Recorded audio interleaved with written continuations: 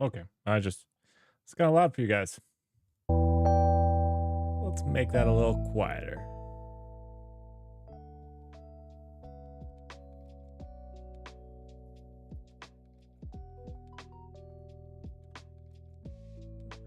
Let's see. Let's get everything set up.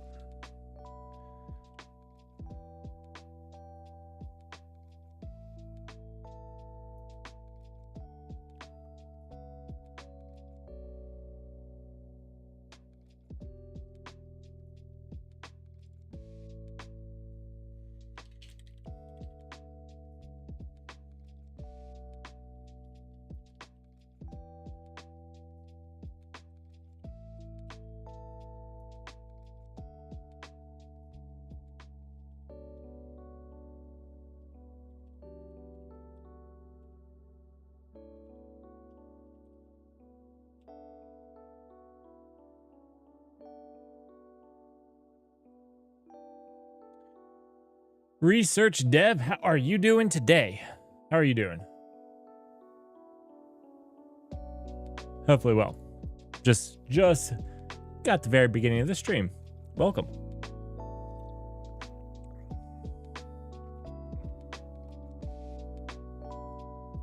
All right. Let's jump into it. We're gonna work on our Twitch alerts a little bit. We're overhauling our Twitch alerts, and it's gonna be pretty awesome. I think. We'll see. We're learning new stuff. That's the main thing. All right, let's see.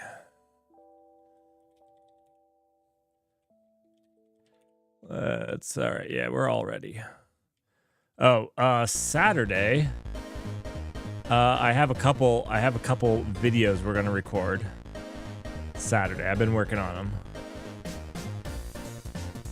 I got louder than the last song. All right. Okay, so let's dig into this. What are we doing? Front end API. We're reworking this to use HTMX. I do believe that's what we were in the middle of doing.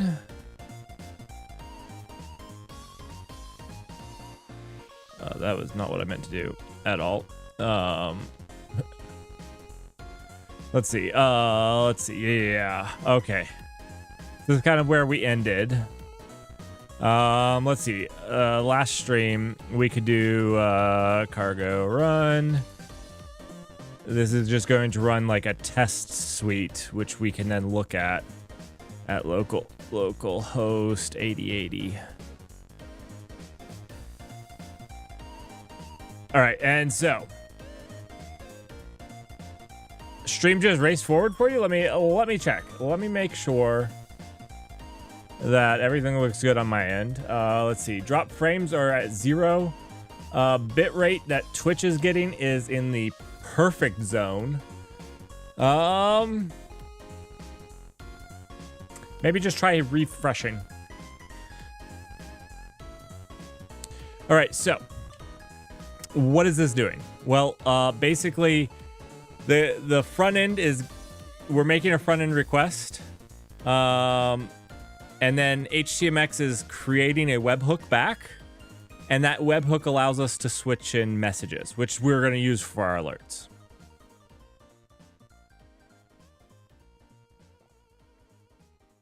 I'm sorry, Research Dev. There is literally nothing I can do about it. There's very little I can do about my connection, let alone somebody else's.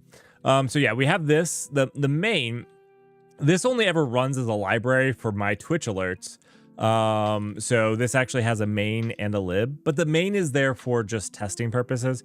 You can see it's there basically as a way to run it without running the rest of Twitch alerts, which is a lot bigger of a pain. Okay, let's get into what we were going to do though.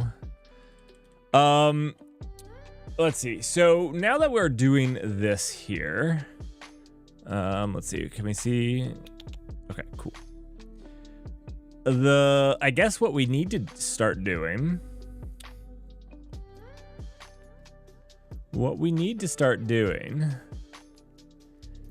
is building a queue, right? So we had stopped doing this because we had wanted to see how everything would work together, and we kind of have what will work together. So we want to have a pausable queue. You know what? Really, we should have like a admin as well. So this is just like straight on it, but we should have like a /admin. So that's where I can go to like pause the queue and everything. Yeah. So let's start working on all of this. Okay. I know that this was just what? Was this Saturday we were working on this? It feels like it's been a while. Wow, so clutch. How are you doing? How are you doing?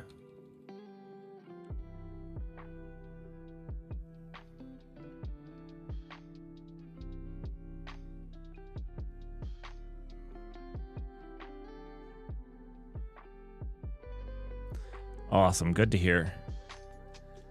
Good to hear.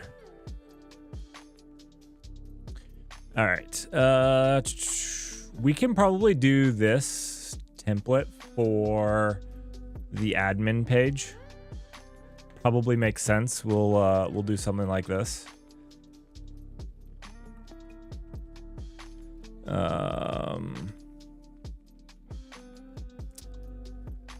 Let's see. This will be something like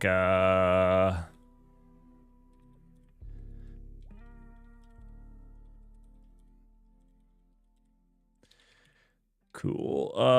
Let's see. Oh, this is cool that it actually checks to validate. Okay. Cool. Well, let's fix that. Let's see. Admin.it. There we go. I don't actually have any. I don't know what we're gonna do with that quite yet. Something for sure.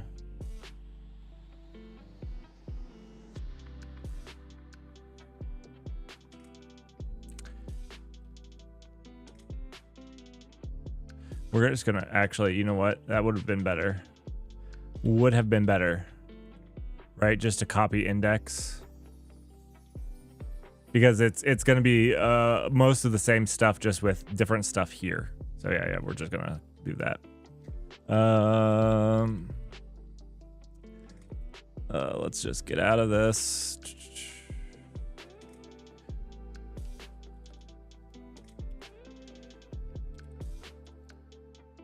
Not move. We need to copy that.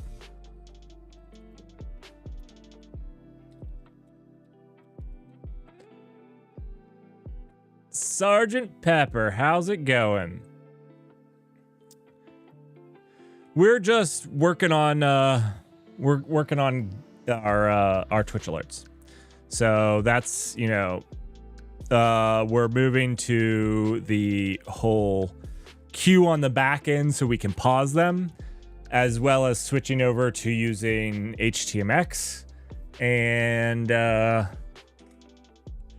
a big thing that we're doing right now.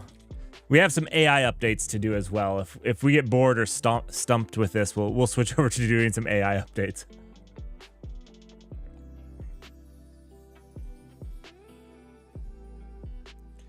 Small projects are the best ones to start with. Absolutely. Small ones are the best. Anyhow, anyway, you dice it.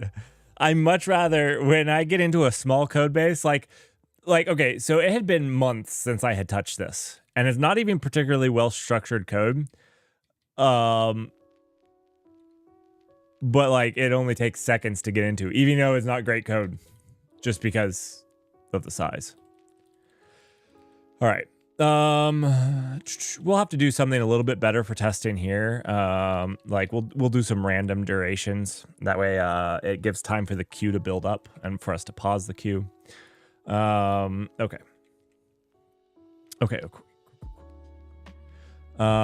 Let's go back to lib. And now we have the admin template. You know what? Let's go into admin actually and just template out what admin's gonna look like.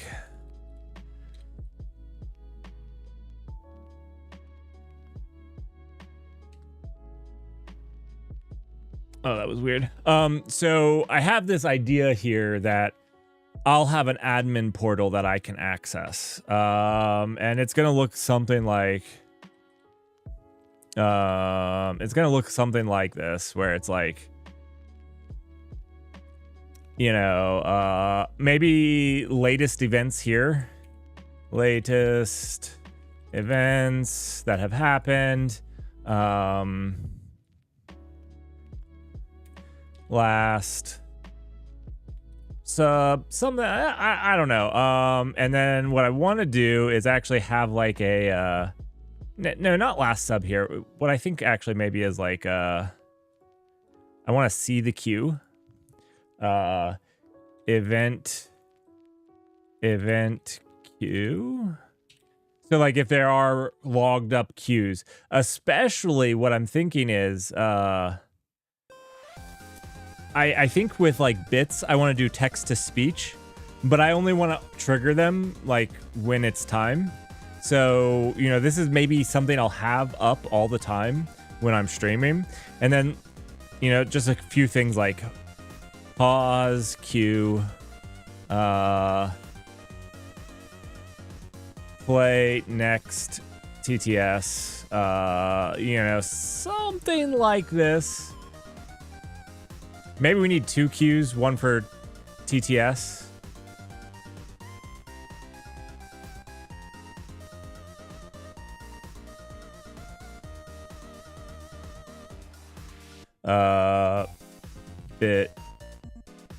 Bit queue.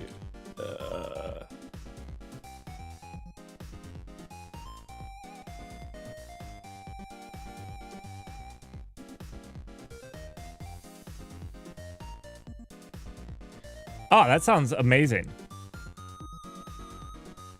I don't know if Tokyo is fast enough for this kind of thing. Are you being real, Wow, for Clutch, or are you being sarcastic?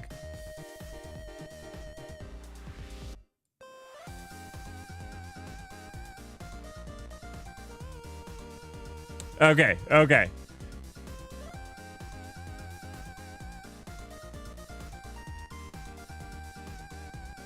So this is really what drove me to do this, was basically, you know, Saturday I'm working on basic scaling, and Kubernetes does not scale. I'm working on 2 of those. We're going to do live recordings of them.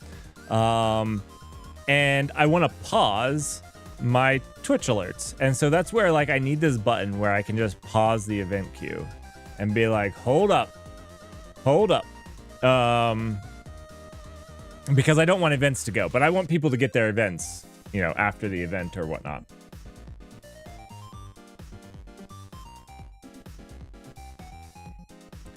So I think we'll kind of shoot for this. Yeah.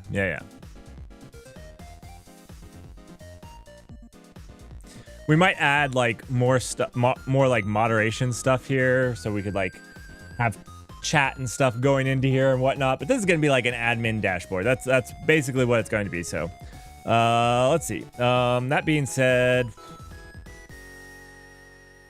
we really need 2 queues then. We have events, and then we have other events, which are in a different queue. All right.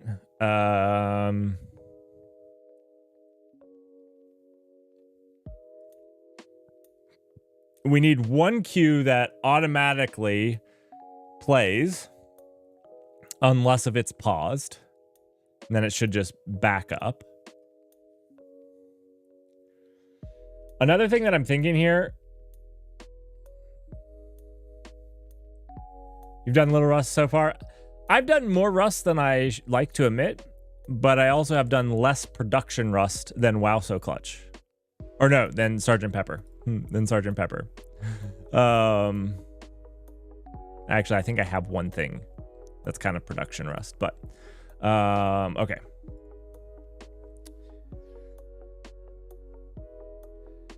So what I'm thinking here is these need to be written to the database twice.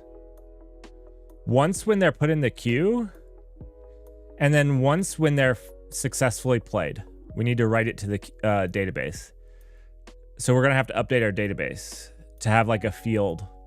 So basically on startup, we need to check and load this up with ones that haven't played. So let's say it crashes, and there's a bunch of them in memory. We'd want to still have those play through. I don't think our database currently supports that.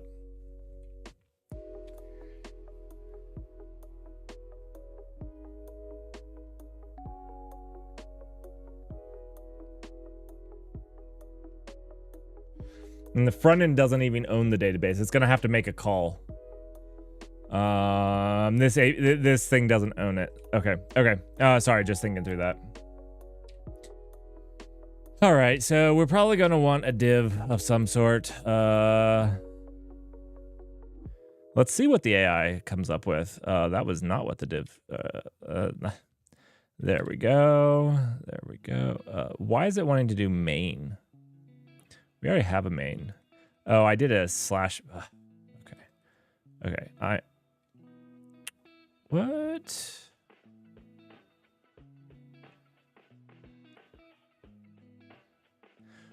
Ooh, my Lua doesn't like something. Okay, interesting.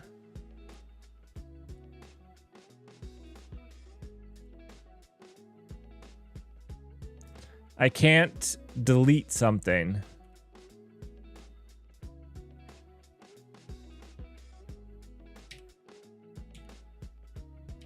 Okay. It does that every single... What is happening here?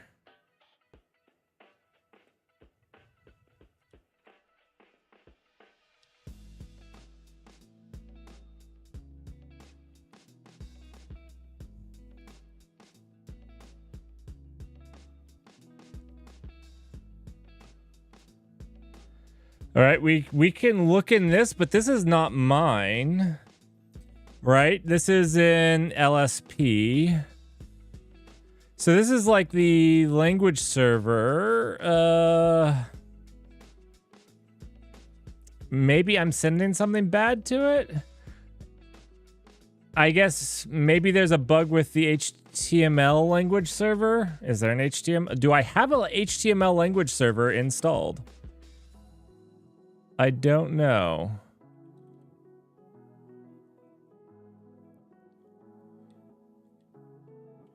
Let's try that again.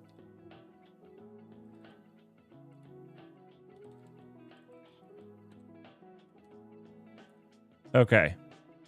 It seems to have corrected leaving the document. Has anybody has anybody seen that? I have no idea what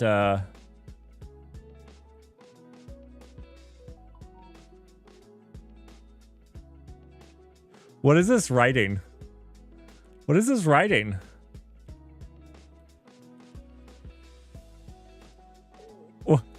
What is this writing?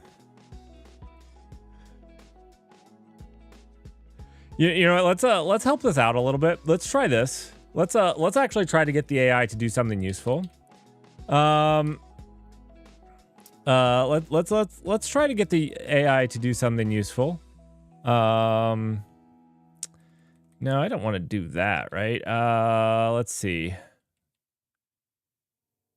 How am I going to hint it to what I want to do?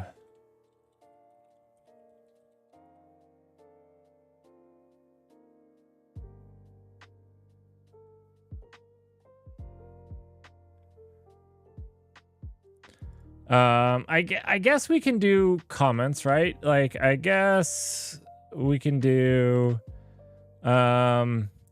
should display, 2 lists of, 2 queues. It's really queues. Queue.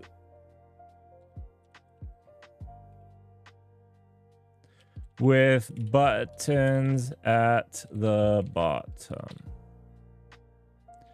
Let's see if the AI picks up on HTML. Okay, this is a better start. A better start.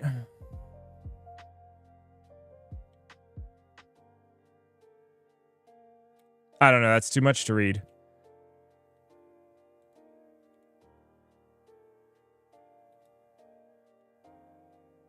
I mean, now it's writing its own comments.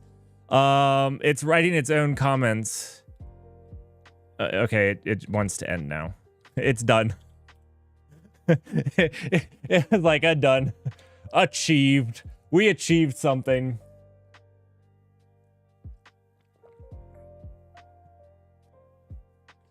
How are you doing, Dane? Everybody congratulate Dane right now. He passed his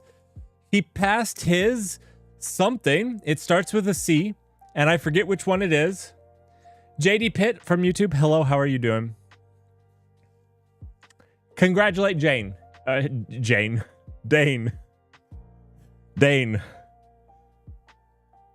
Fantastic job. Those things are I said it started with a C, cybersecurity exam. So I completely missed that one. But nice job. Good job. He's gonna now correct me on everything security that I say.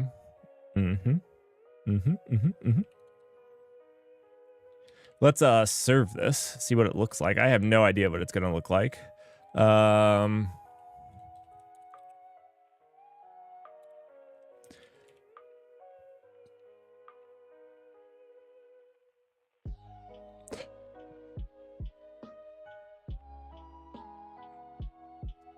So I'm torn about. I've been thinking about doing some of those. One second, I gotta make sure. Oh, okay, this is fine.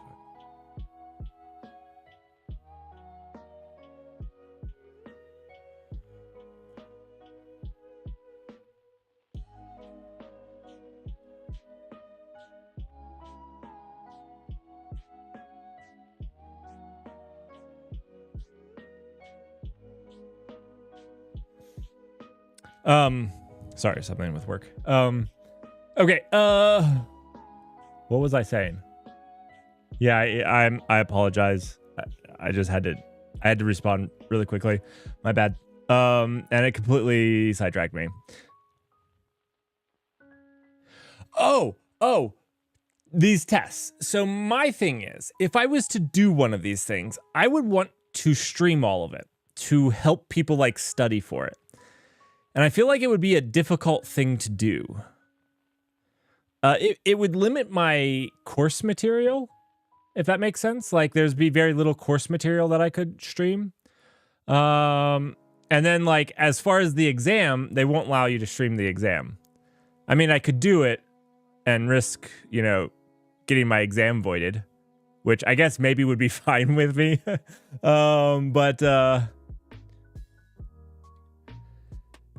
Well, even the studying is difficult, right?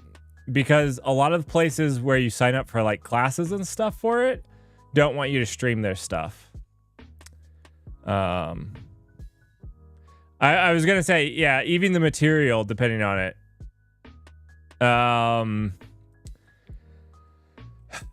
So I don't know. It would be easier if I had all my own stuff. So like I could do the CCNA.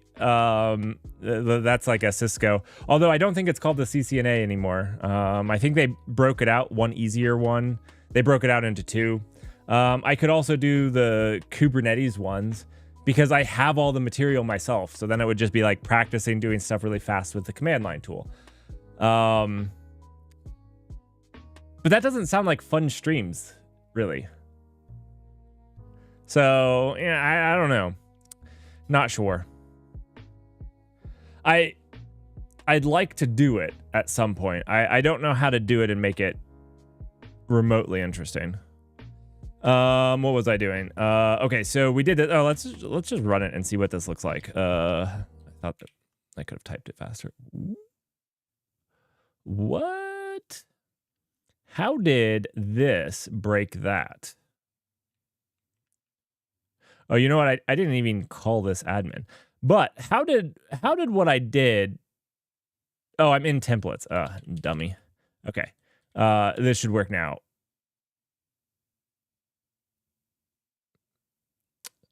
How did me adding these lines break it?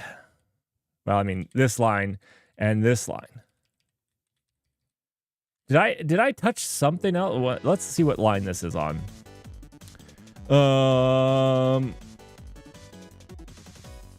Let's see. 191.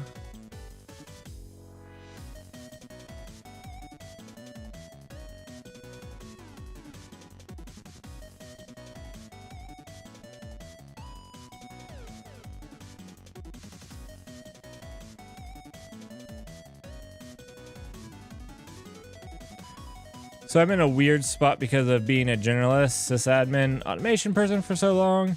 I have a little bit of security, a little bit of DevOps, and a lot of architecting, but my resume looks out of date for anybody looking for security, DevOps, or programming.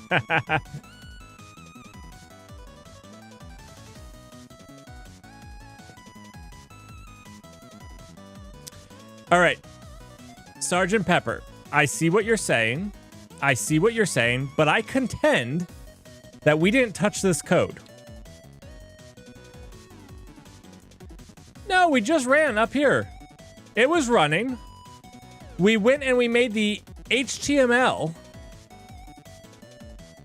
And then we added the template here. That's it.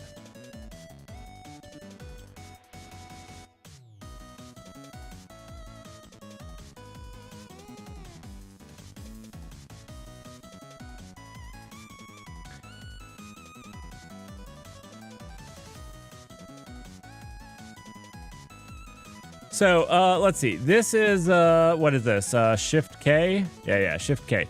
This is something that returns a, let's see, what does this return? Oh, right, a self. Got it. So then this is a message. How did this ever work?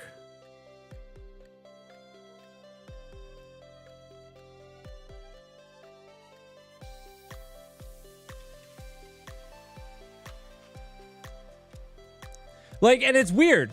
It doesn't call unwrap here. And it calls unwrap here. So this line wouldn't work with this. And this line wouldn't work without this.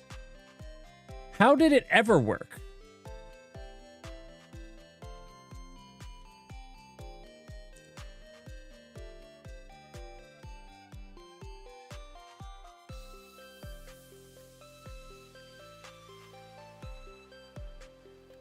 Worked on SRE operations lately.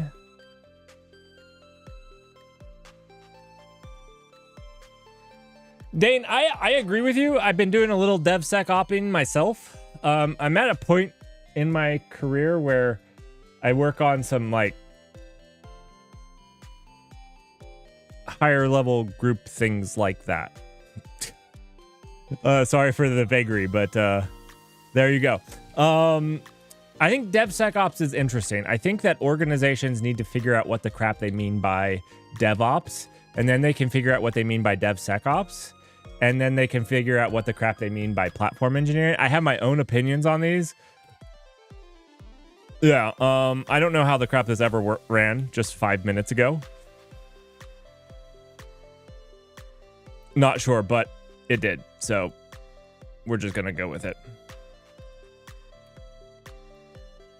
Right, we never actually served admin. Like I said, we didn't touch this code. Oh my gosh.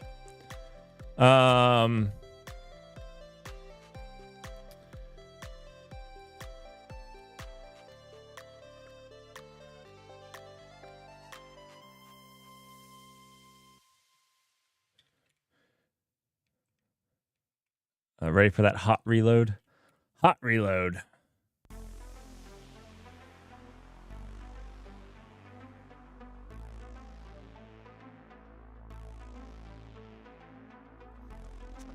So this is a problem I see with companies.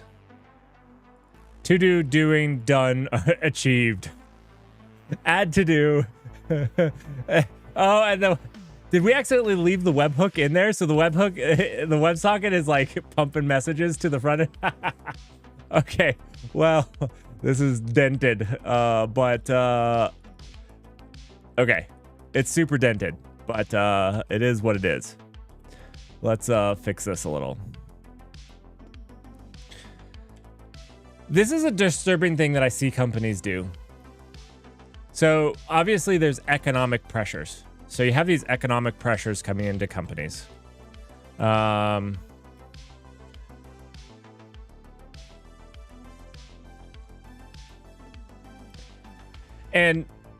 oh, I forgot. Let's turn. Okay.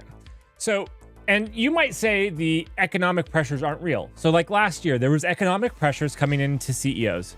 Now, did they turn out to be real? No, but the thing is, the CEOs still have to react to that. And the reason they have to, because if they don't, and then the economic pressures were real, they would look like fools and idiots. And they would have to lay off 3/4 of their engineers or staff because of really bad planning. So they have to kind of be proactive. That's probably a really good your really good CEOs and C-suite are going to be proactive in those things. So you have these economic pressures coming in, which we have a lot of right now. Right now, there's a lot of these signals coming every which way, and they change monthly. And we won't get into those specifically, but what I did want to talk about is one of the pitfalls I see companies land in. So CEOs have this tendency to want to increase what they produce. So we're going to just put a P down here for produce. And they want to decrease their costs. Decrease costs. This is kind of, that's what they're trying to do. And a really, really short-sighted thing that they tend to do, and I've seen this happen so often, is security. We'll just put this in a box. They have a tendency of looking at security and saying, we can get rid of this. And, let's say this is this much cost, just random bar. And we can put some scanning stuff in here and still be compliant with our InfoSec requirements. So whether you're FedRAMP or whatnot, we can meet those things, but we don't have to go above and beyond. So we can cut out all of this and we can save this right here.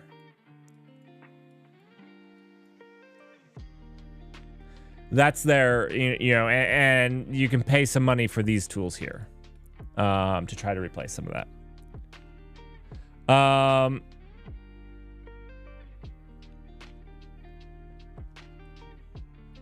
Now, the problem happens as this thing called time progresses. And as time progresses, what happens is, we can go through a list of companies. Major events happen. Because two things happen. These tools are fine. They're probably fine. Who knows?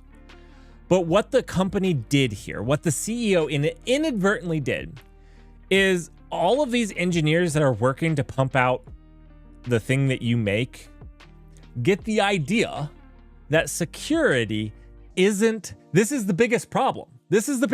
Not that you got rid of this team.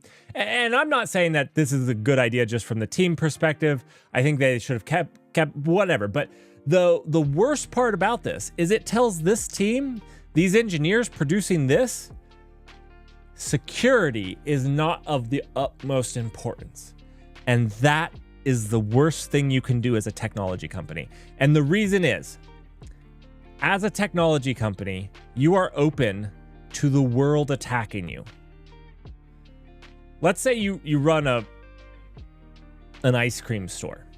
Really, only people in your neighborhood are going to steal from you. But as a technology company, the entire freaking world can attack you. And when you give these engineers the idea that getting that next feature out is more important than ensuring the utmost security, you know what? I'm going to even say, I don't even care if your systems are hacked, but you have customer data.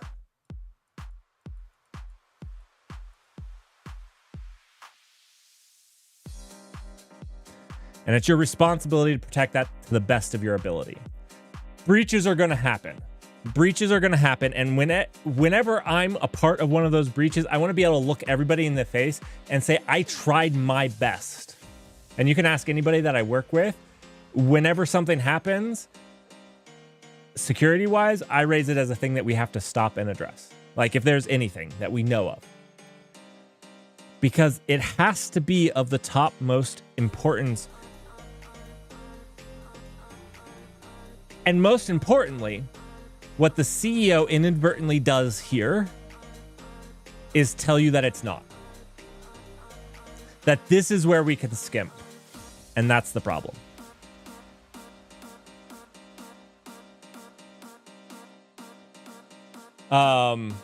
Again, I'm not saying to like laying off is good or anything like that. I'm not like defending that. I don't know the company. I don't know companies in particular or anything like that.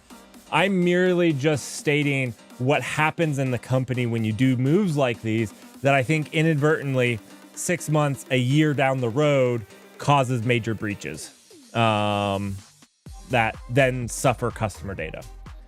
And yeah, anyways, there you go. There's my... That was too long. Sorry.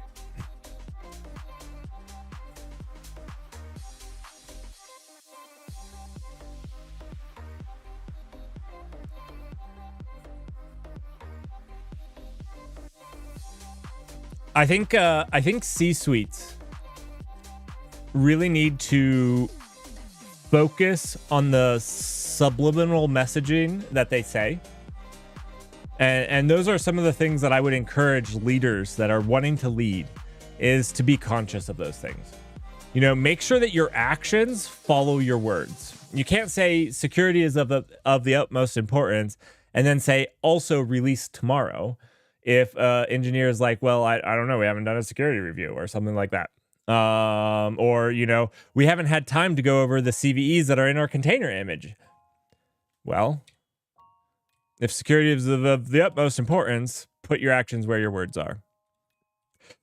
And I know that CEOs don't like to hear this, but sometimes it means releasing fewer things. And maybe that's a good thing.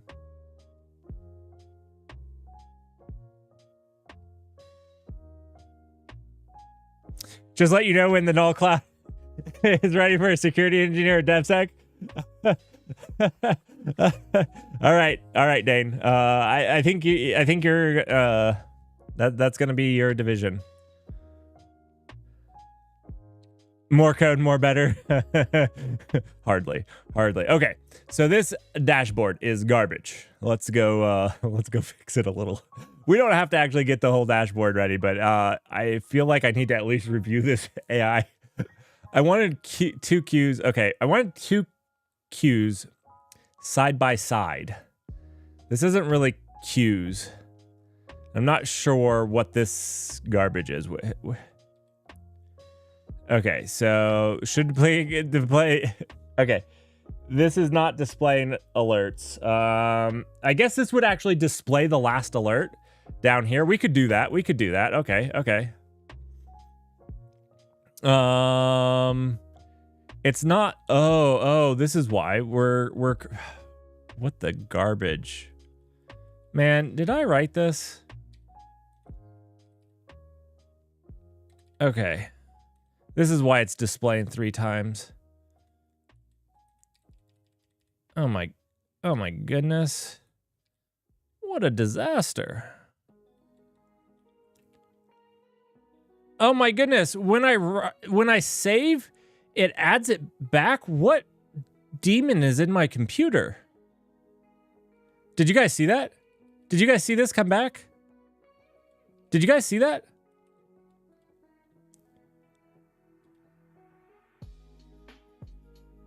It's just adding stuff.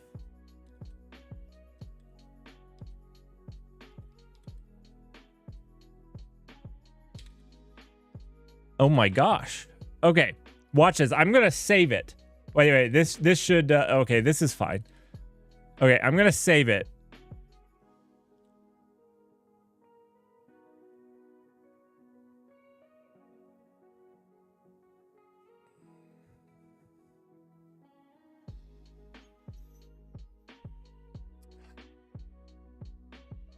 Dane, that's a good question. I think the answer would be it depends. I think it depends on what your security information and event management system is and what we're talking about. I don't in general like hard coding anything into the app. It makes it more difficult to change. So in general, I would say that stuff like that should be a configuration that you can change the configuration and deploy to your app without actually having to redeploy your app. Although redeploying your app shouldn't be a problem. So I'm actually okay with you know, saying, well, it will require an app redeploy because like that should be easy anyways.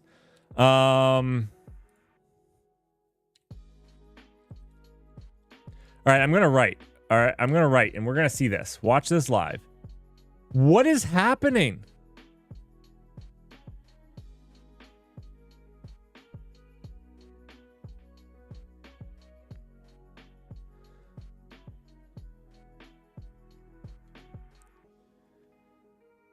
Please, somebody tell me.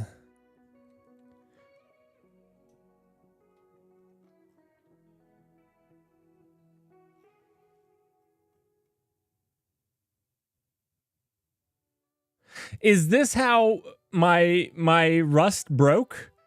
Is NeoVim just adding stuff to my files now?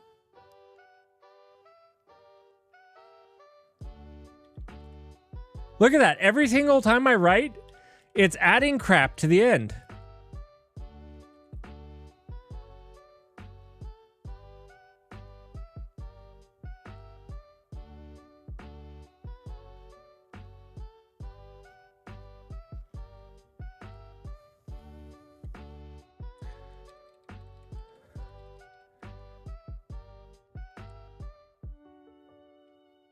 Maybe there's something unclosed that it's well, I checked. There's nothing over here. Nothing here. This is HTMX, so like it has to be open on the server side, right? I don't have anything. Let me try mostly fixing it. And then I'll save it, and then we'll get out of this all together.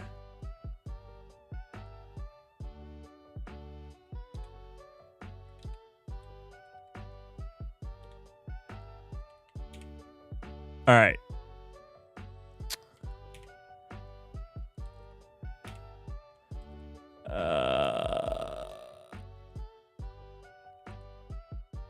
All right, so this file is empty. We haven't put anything in it. I actually just want to write and see if stuff gets written to the file. Okay, nothing got written to the empty file. All right, let's do the same here. Now, we can delete all of this, right? I think. It's not doing it anymore. Like, seriously, guys, what happened? What happened? Sweating. I think I've been hacked. Whoo!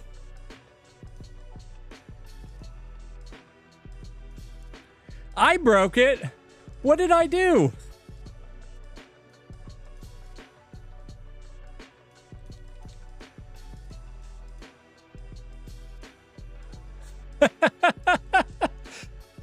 I'm kind of serious though. What happened? How does that even happen?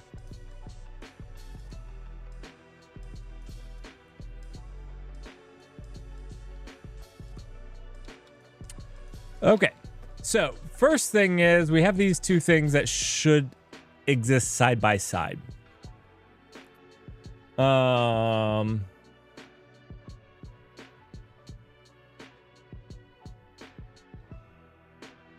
Oh, this is more of a CSS thing. Oh, guys, they did.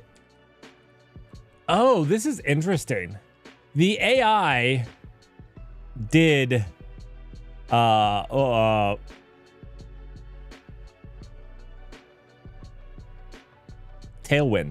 The AI did Tailwind.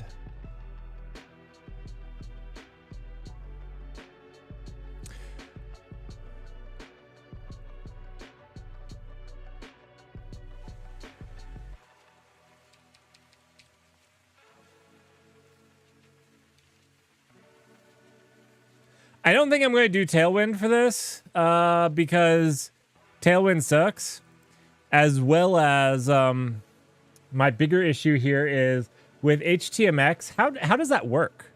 How does that work? Because Tailwind has to be compiled, right? So I guess you just compile it and then that's your app. So I guess that doesn't really matter. Never mind. It wouldn't be that much different.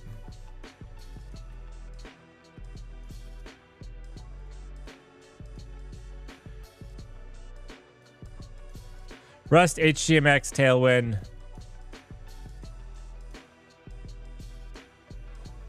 I guess it didn't like my take on the hidden dangers of firing your security team. Oh, not so much.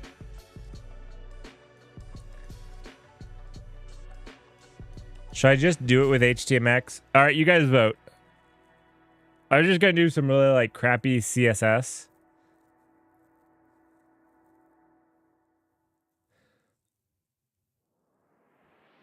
I'm already using mod. Can I just get Tailwind to work with it?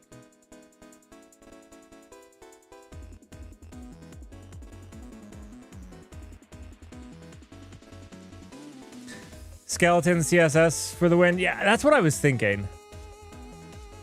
Well, I was gonna say, I mean, everybody's gonna see this. Like, everybody's gonna see this because obviously we're working on it. But like, it's also for me to like pause and start. So like, it's not a, yeah, okay. Also, let's actually change these. This is not an add to do. Let's see. It is a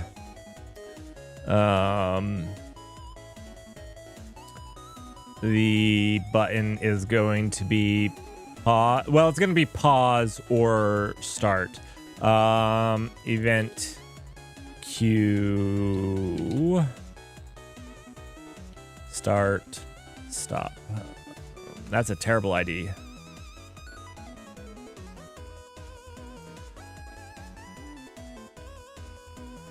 And then this one's going to be play next. All right.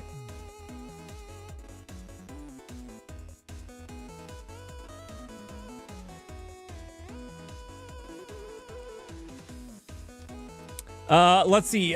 Sergeant Pepper has gotten me onto the grid instead of the Flexbox.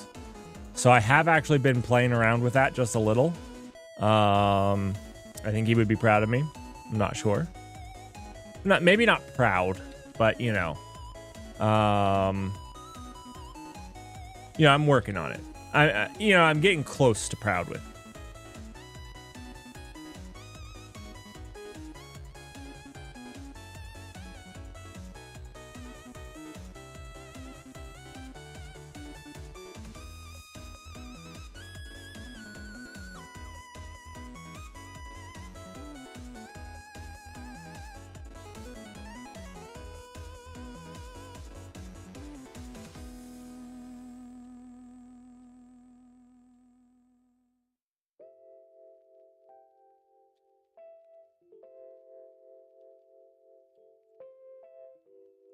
That did not work quite like I wanted it to. So if I do VF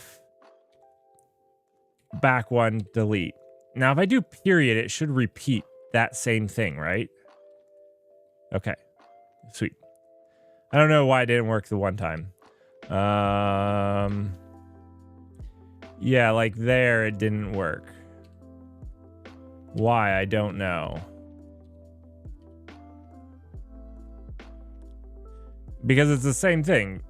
V find quote back one delete.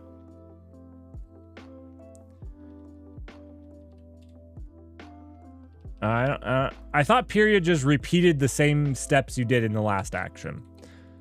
Obviously, I'm wrong.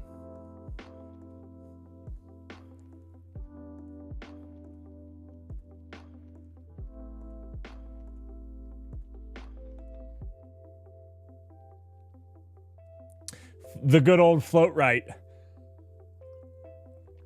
Good old float right. All right. Let's see. I'm just gonna delete this the old-fashioned way. I guess I could delete all the class annotation as well. All right. We don't really want to do this way. Right, we're not adding in. I guess we could just add and remove divs here for our queues. I'm not going to worry about how our queue is actually displayed because, yeah, we're going to need a little bit of a complex thing here because it's going to be an event with their name. I'm not sure if the message is going to be there, but like it's going to have the name of the person, what they did, whether it was subscribe or whatnot. So I'll worry about that later. Let's get to some CSS. I believe, where is this going to serve its CSS, right? Do we have to, let's jump back to that one example we were using from. We did have an example, didn't we?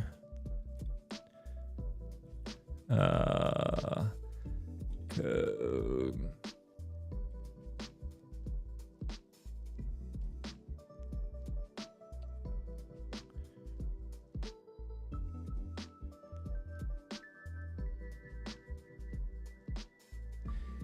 Dane, I was like 8, so no. Nope, I don't remember.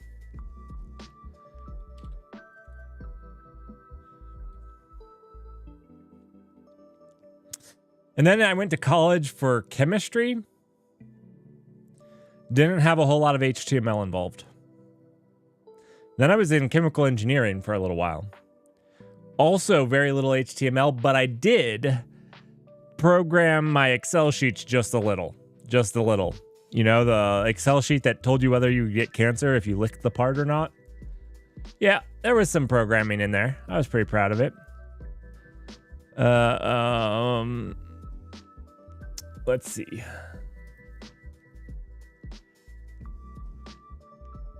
Also, don't lick your washing machine. Your clothes washer, don't lick it.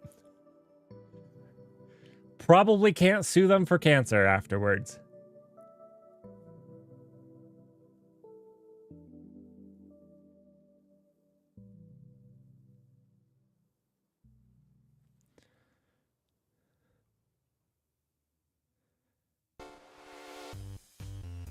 Let's see.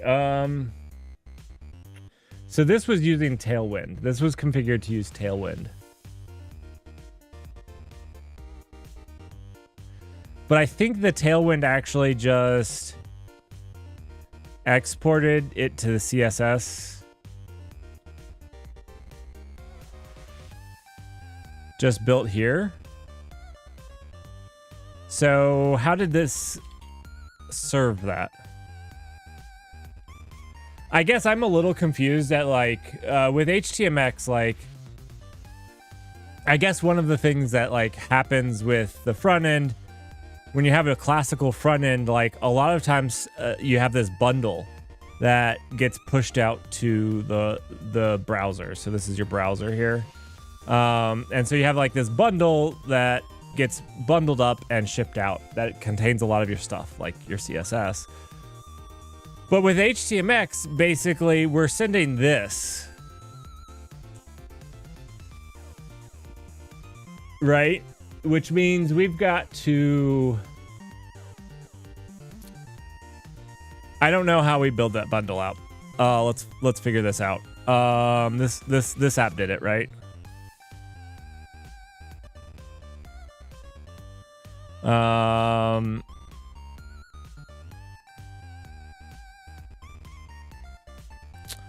guess maybe we just go to the main and look at how it starts up. Does it just serve the... It does this and serves assets. That's how.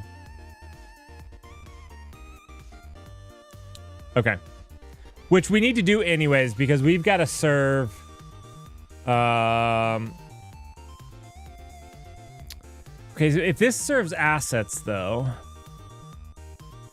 Is that what the index... How does it link the style sheets? Yeah, it just looks in assets dot... Okay, okay. Okay, this makes sense. So we can do... we already have that. So in theory, we also did this. Right, I think. Oh, not in main lib. This is a library first.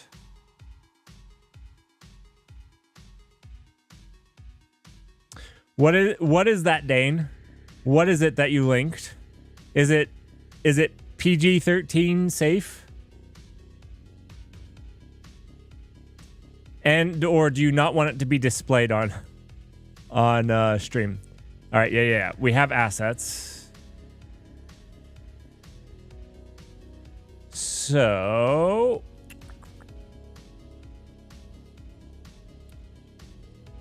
yeah.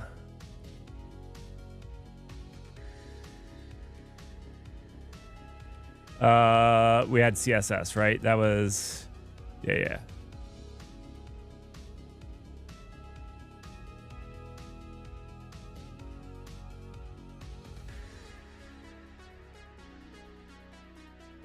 Oh, cool.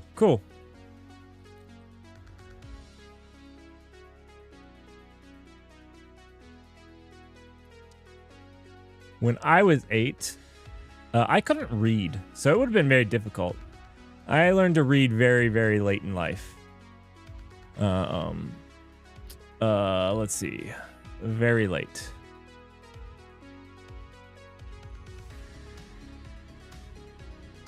Oh, you know what? I wanted to go here because what we want to do is create a CSS. Main.css. Done. Look at that. Look at that.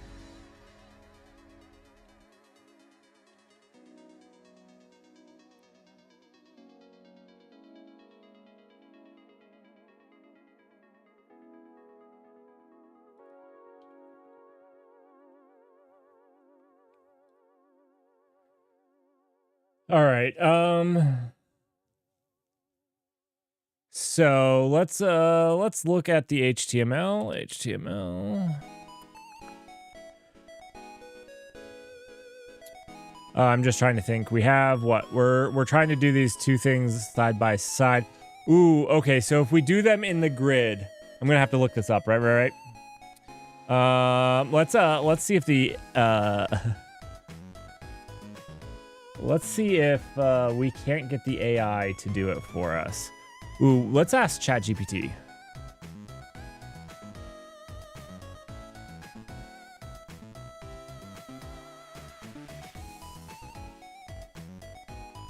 Maybe not. Maybe we don't ask ChatGPT. All right, we'll just try this. So we want to use grid. Ooh, actually, do I know how to make a comment in CSS? It's just this, right? That's a comment in CSS? I think so. No, maybe no. Of course that's not. What's a comment in CSS? I have no idea.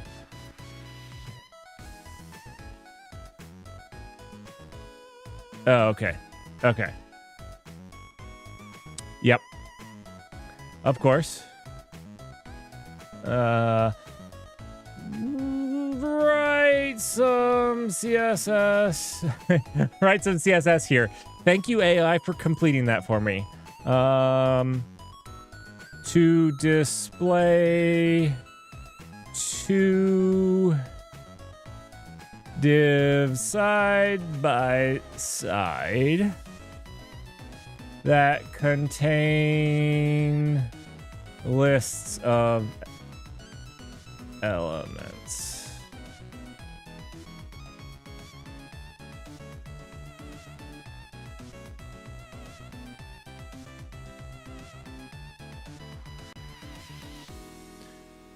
Why? Why?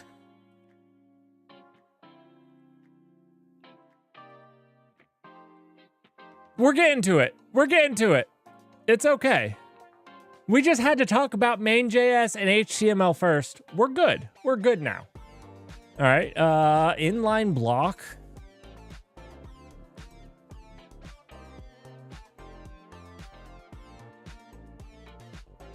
We're on to the main.js now.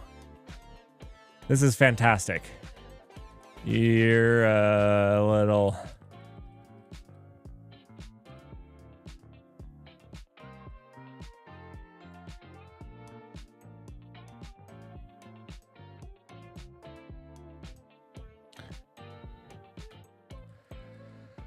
All right, well, it did less well than I was hoping. It did less well. So, oh gosh.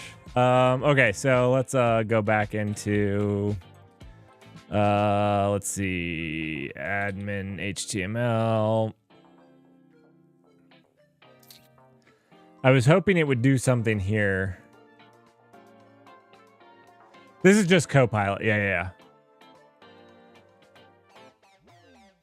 Obviously for coding and not CSS. Let's see if ChatGPT will load for me. And then we can ask ChatGPT if it could do it. Actually, while we wait for this, I'm going to go get a drink really quickly. I'll be back in like a minute. One singular minute. Maybe 2 minutes. Be right back. I'm going to grab a drink.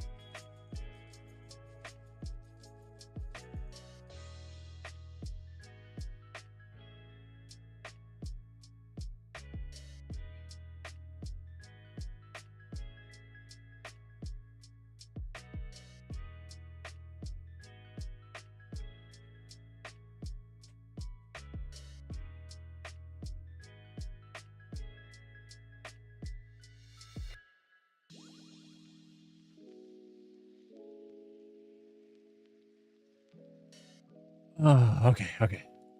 Is ChatGPT still not working? My goodness. All right, what have we done here? You know what? V0. Let's go. Do I have any credits? Yeah, 400. 400. Okay. 2 cues with buttons at the bottom to start and stop the cues. Quality. Oh no.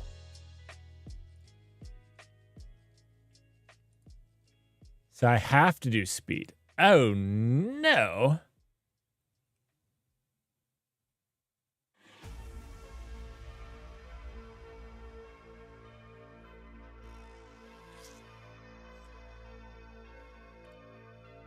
Oh, this has gotten better. Oh, look at that reactivity. Just chop it off. This is my type of reactivity right here, where you're like, oh yeah, I'm reactive. Look at that. I chop it right off. Reactive. That's how I roll. Oh, that actually has some reactivity built into it. That one's not nearly as dented.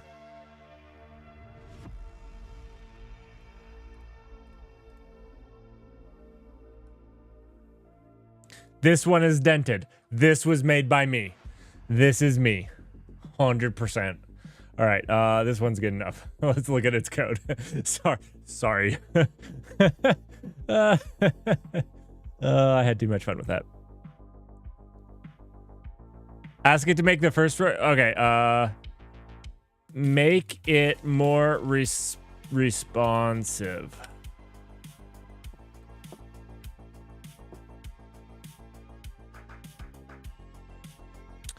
Ooh, they've actually come out with some updates to this.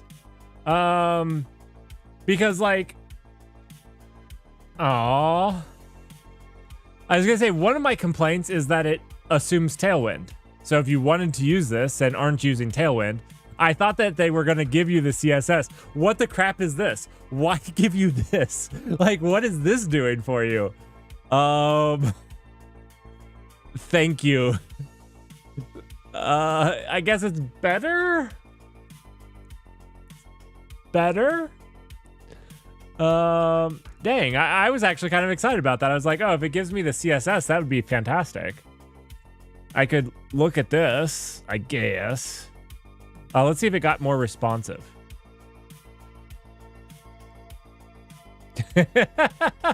That's fantastic. I love how this one doesn't change size. That's amazing. It does pretty well. It does pretty well until like right here, and then it's just downhill from there. They should stack them for sure.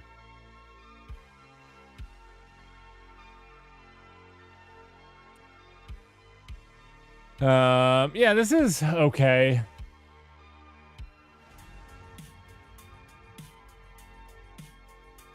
But I was hoping for more.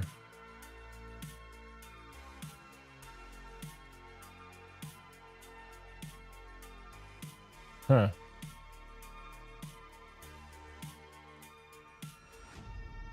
Not responsive.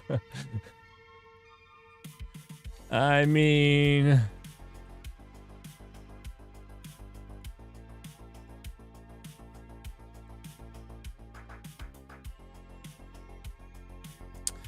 We'll have this come back to the AI. So end of July, beginning of August, we'll do the summer games. And when we do that, we'll have this, and I'll actually pay for it so we can do the quality. So we can do the quality mode. So I'm thinking this AI games, I take a Friday off and I do 2 days straight, like a Friday and a Saturday. So we can just go through all of the things instead of having a little bit of gaps between it. So we'll give this a good run for its money. See how it goes. I can try some more since I have some free credits. I actually don't like their pricing. I have complained to them about this. Oh, let me show you why this is worthy of complaining. Oh gosh, is this website worthy of complaining? But they should use V0 to help them with this website. But it's $20 a month for 5,000 credits. So that gives you what, a brand new generation is what, like 100 credits, and then an iteration on that is like 30 credits, which is weird because I would do like one iteration would be 1 credit. Like that would make sense in my mind. So like just scale this from 5,000 to, you know, whatever that would be. Divide this by 3. Easy. I'm not asking for more. I'm merely saying, like, make it simple. 30 credits is a whack number to... Anyways. Let's refocus. Let's refocus. The other thing that I don't like about the pricing here, is this. Let's say I go over 5,000 credits. Well, on this plan, I should be able to get more credits. Because I actually think that this could be a fantastic tool for those freelance ones that want to bust out some designs for a customer to look at and give feedback on. And so you just want to get something done really quickly for that. And so I think, like, if I was a freelance, like, web designer or whatnot, I would love this tool. But I could also see, like, if I busted out a bunch of those every single week, easily going through the 5,000 credits. So then I was like, how do I add more? I just ran out of credits. How do I get more? Where is the pricing? Where's the pricing? It used to have pricing here. Maybe they took it down because I complained on, I complained a lot. Oh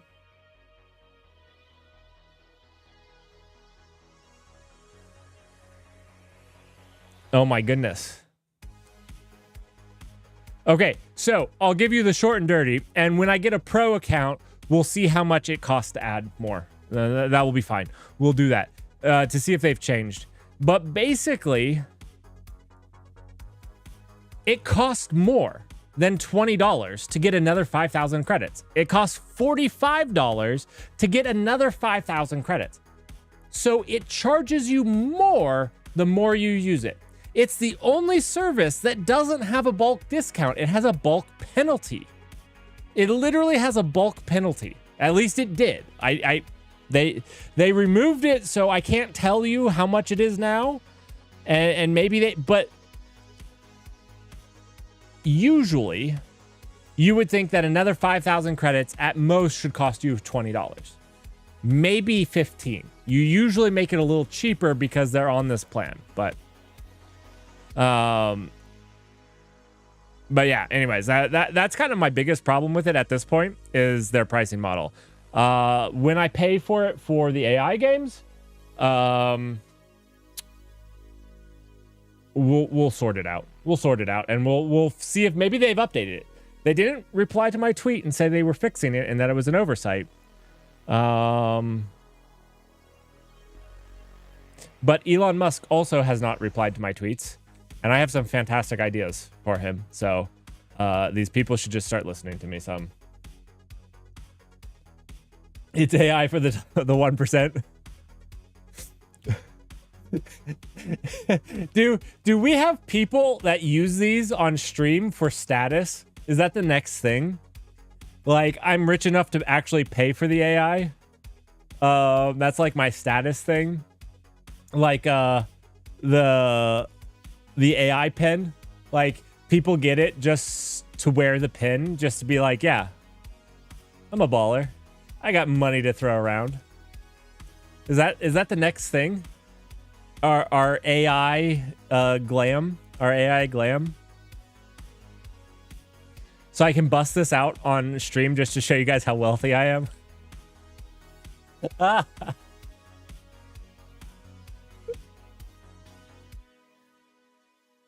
Have you seen Tiny Grad? No. What is Tiny Grad?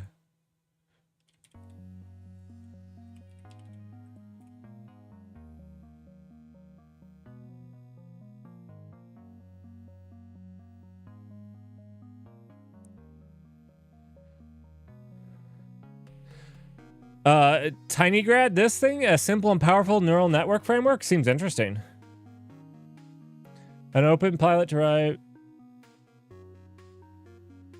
Oh, wait. Scroll down.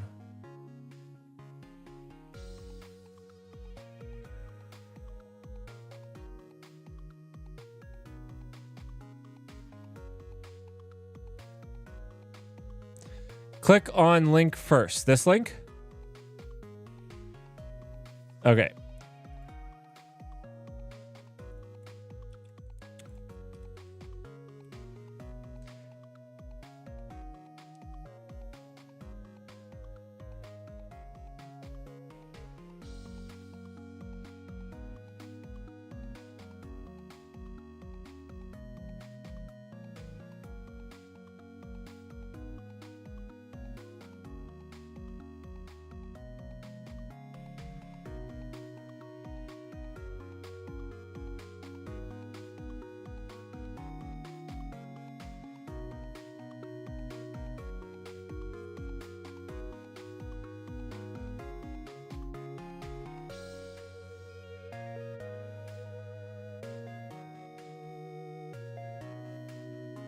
It comes in 2 colors. Okay, this is hilarious. Red and green, and they show the white one. It either comes in 3 colors or this picture's a lie. This picture's a lie. 144 GPU RAM. How many GPUs? What GPU do they have in it? Is this a 100? Or are they slotting in like 3? Would that be 3 4090s?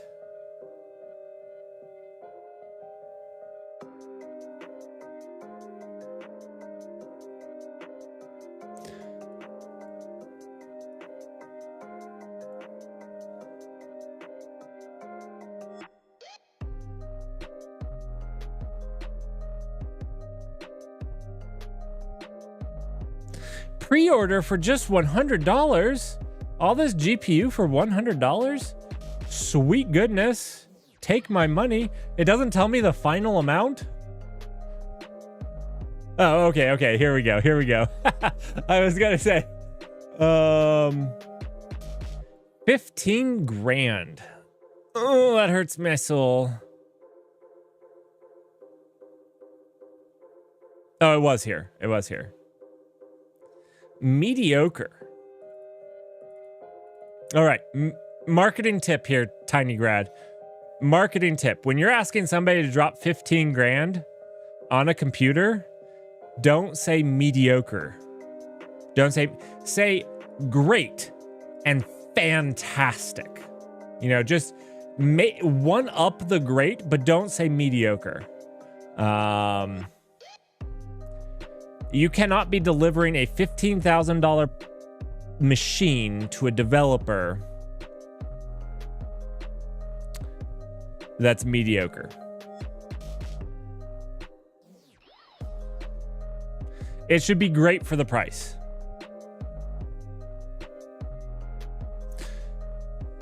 Let's see, where are we getting these teraflop readings? I need all the flops. Okay, yeah. I mean, this is of FP16, 738, 16 floating point. I feel like this is really good. I mean, so if you're talking about something like Llama 3, I was looking at the benchmarking of Llama 3, was it? Benchmarking.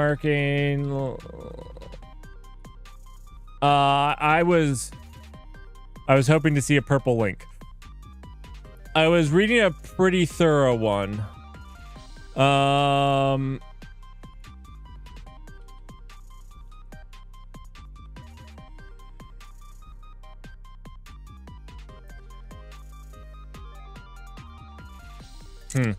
don't know. But this is pretty good.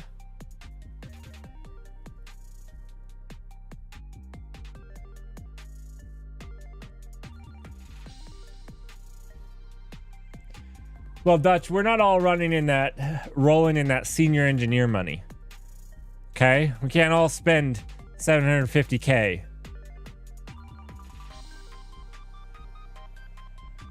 I'm not gonna lie. I kind of want the red. Oh, government contractor money. That's even better. That's even better. I've been wanting to actually train some stuff. And I feel like you almost need this just to do some of the most simple stuff. Man, that's so much money. My wife would murder me.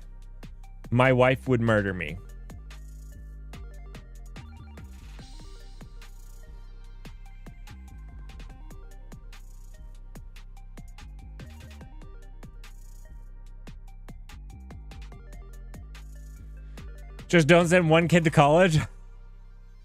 Let him pick straws. Oh. So we are at the end of so the very first FYI, The first, and which I think is a Saturday. So June 1st, or the Saturday really close to the June 1st, no stream on that Saturday. I have a family reunion, so no stream on that June 1st. The family reunion's also on Sunday, so I can't make it up on Sunday. It's also on Monday, but anyways, so no stream then. Another interesting detail is the very following week, very following weekend. So June, I think this is going to be 6th and 7th. So that Friday and Saturday, also no stream. I know, and I'm sorry. I am moving this day. So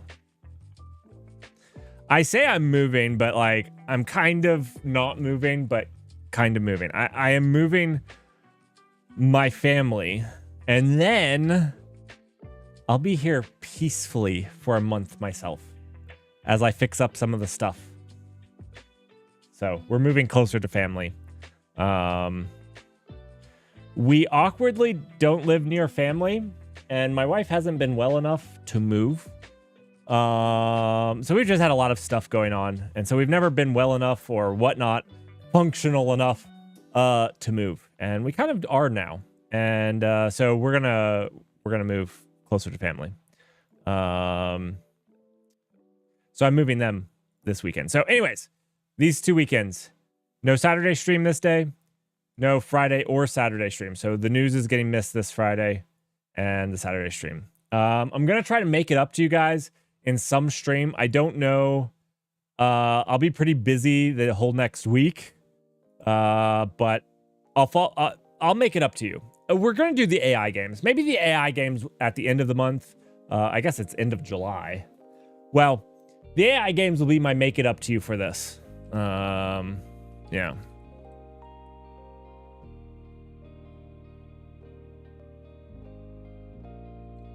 Is it possible to crack Plastiky's 3D CAD?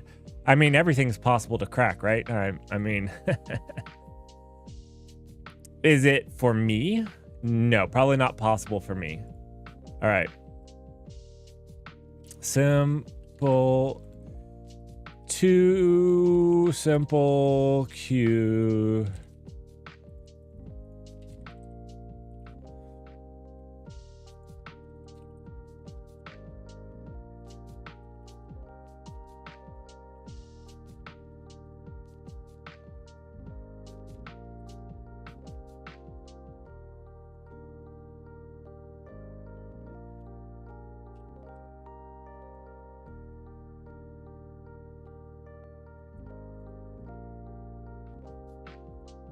I lost the last generation. We could probably go find it, but we'll go with this one.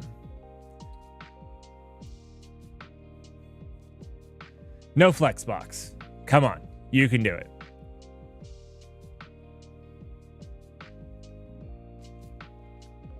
Okay, okay. I like this one. Let's see. Does it react? No, but this is fine. We're just going to go with this one. Nice and simple. Should be easy enough, even though it's going to... Okay, yeah. So let's do this now. Let's actually get something done. I'm just going to try to copy what they've done here.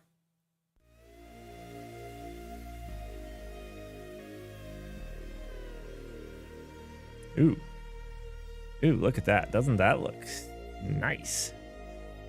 Nice. I think I was about to say snazzy, and then I decided to go with nice. So it's now nice.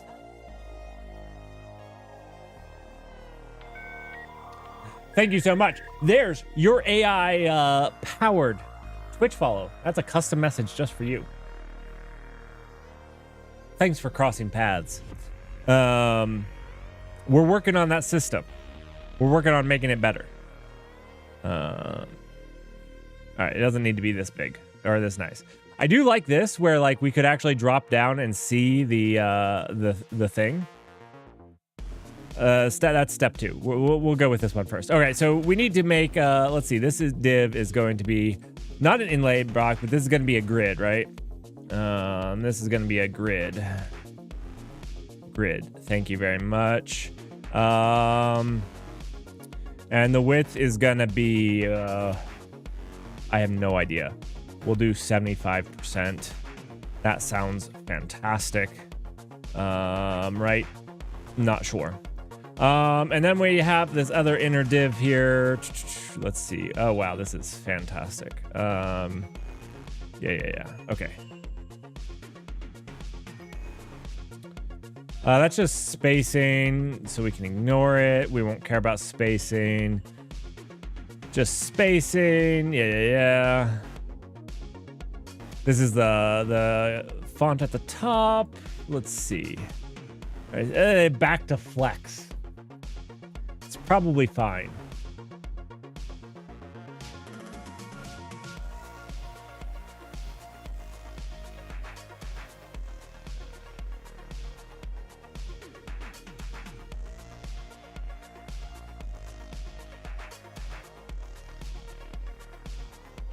Are you not liking view?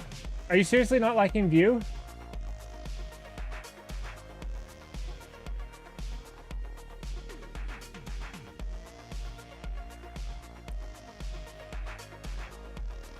I've kind of liked the little bit of view that I've learned. Now, I obviously know React much better than I know Vue, but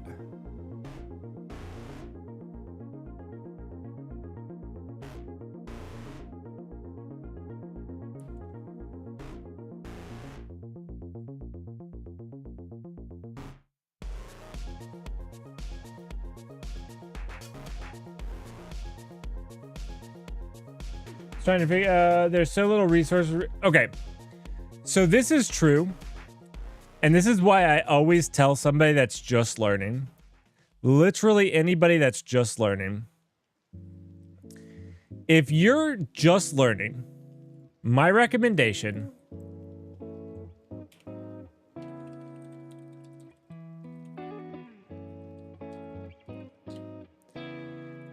is to find the most popular tool. Hands down, you know, generally I say like GitHub stars don't matter. They don't mean anything. You go, you find the most popular tool. And the reason you find the most popular tool is because it actually the most popular tool has the easiest. Everybody's had your exact mistake trying to learn. So you go find React, and whatever dumb thing that you're doing, somebody else has already done it the exact same way that you tried doing it and failed. And so it's, yeah, for sure.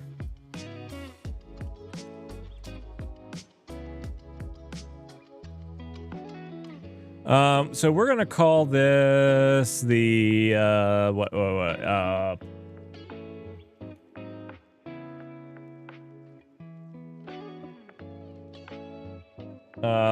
what is the name of this class going to be? This is going to be like the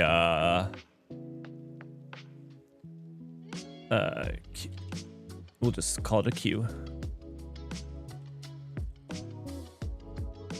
All right. Let's see. We'll go jump back over here. So then we'll do like just.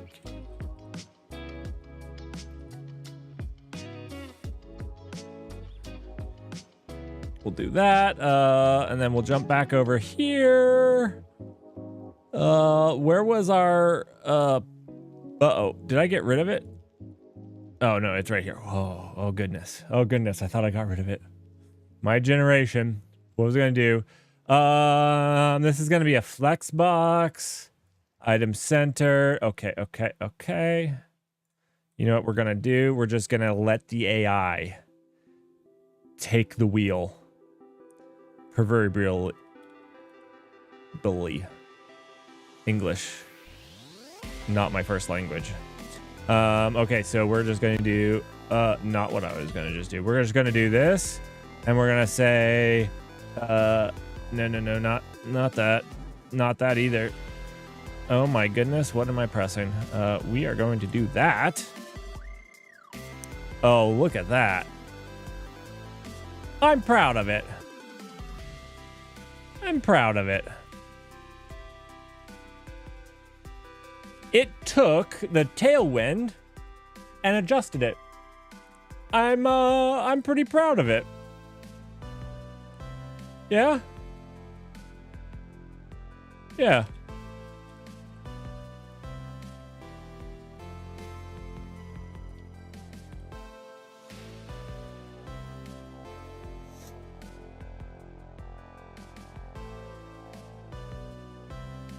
You could put a Post-it note on your car with a React issue. No, I mean, it is why popularity. This is. Oh, okay. Yeah. Look. Okay, so we got this separated out. Cool. Let's actually update this a little bit to have. No, Dutch. Like, popularity is an important thing when you're talking about its support. Now, it doesn't matter as much. Like, Vue is supported well enough. But there are drawbacks. Okay, so let's go here. We want to have some sort of title, right, for each queue. Right, let's just do an H1 here. Let's just do an H1 here. Not a to-do. I don't know why it wants us to do events. And then we'll do the same H1 here. H1. And these are TTS, right? TTS.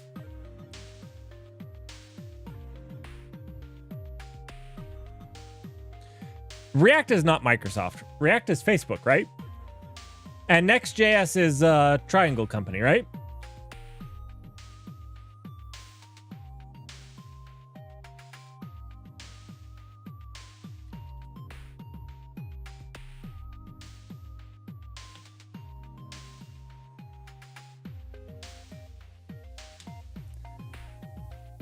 You were...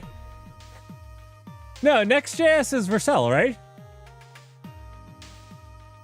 If ChatGPT would work, I would be able to answer this. But, oh. All right, there you start working on me. Newest and most advanced model. Is it more advanced than the one I pay for? That feels wrong. Who wrote Next.js? I'm pretty sure it's Triangle Company. Yeah. And who wrote React? I'm pretty sure it's Facebook. 2 for 2. I don't know why I got so excited about that. Not that that matters or is useful for anybody.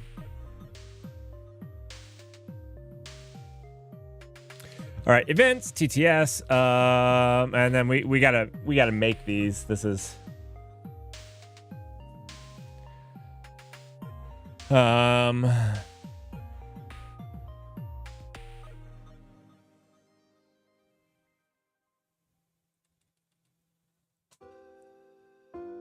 don't know what we want to do for these right now, but this should be a little bit better. Let's save this.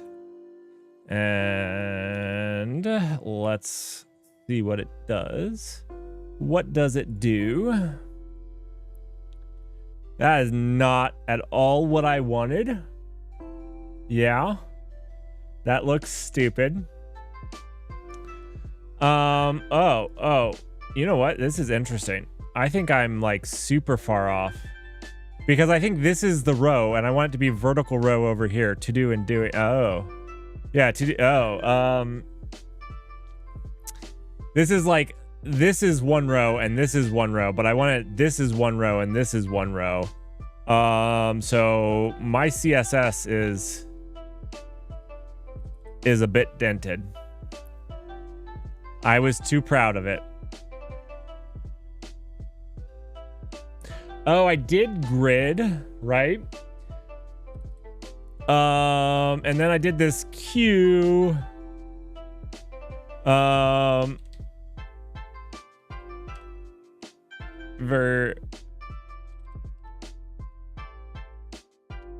I just do that?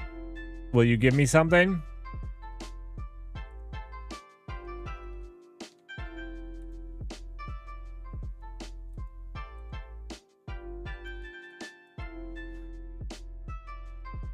Nothing AI?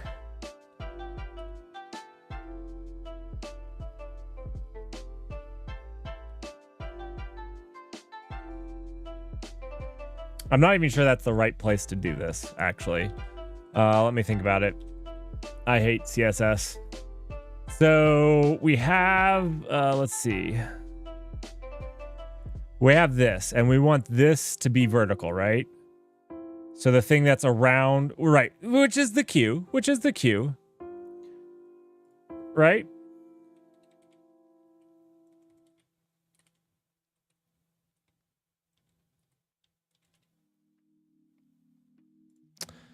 So yeah, we just want to do this.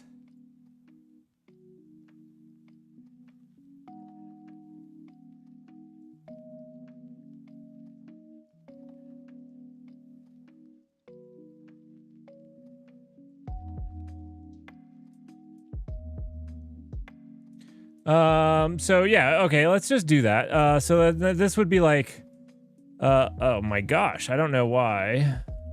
Flex, yeah, direction column. I think actually that's all. Hot reload.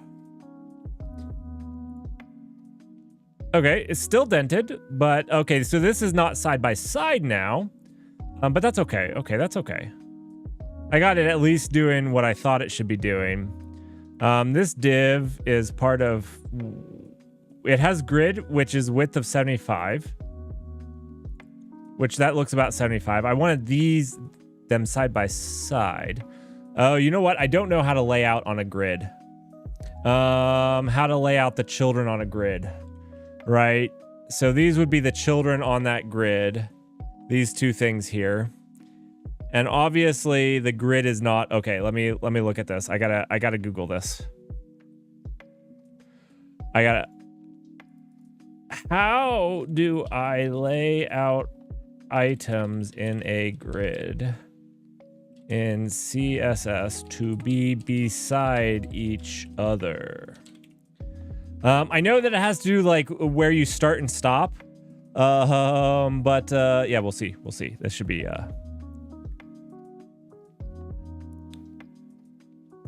we're not using Flexbox. We're using grid for reasons. Using CSS grid. That's what I wanted to look for. Oh, wait. Oh, wow. This is... Wow. So they gave me 2 responses. Okay, here's the HTML.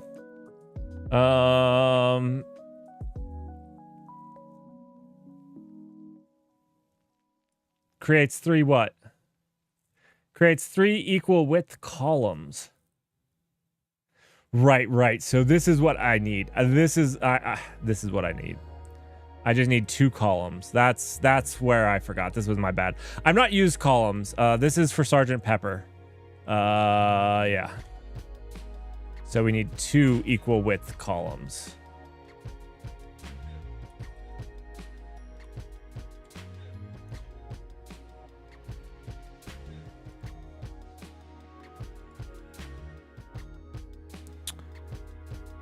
Well, that did not work out nearly like I thought it was going to.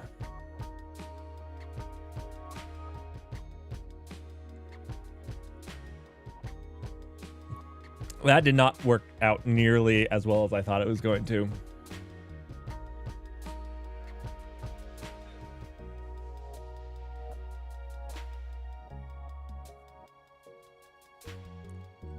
I feel lied to. So it doesn't like this grid column template. Why not? I wish this would tell you why it doesn't like something. It's like invalid, but why? Invalid property value. I think I know. I actually want it to, I can't do the repeat, right?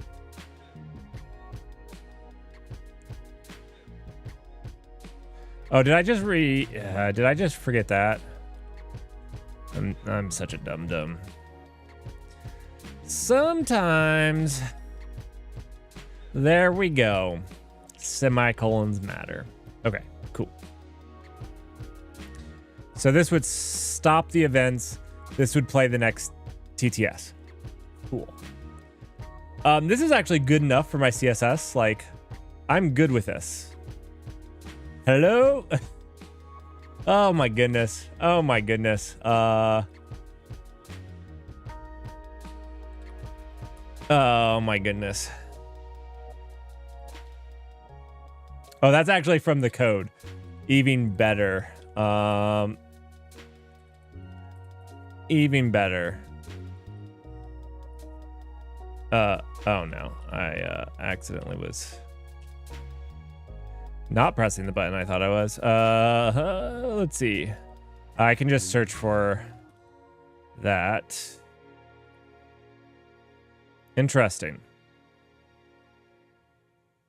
But doesn't that come from... Oh, no, it comes from main, right? Because this is where I say, yeah, hello from...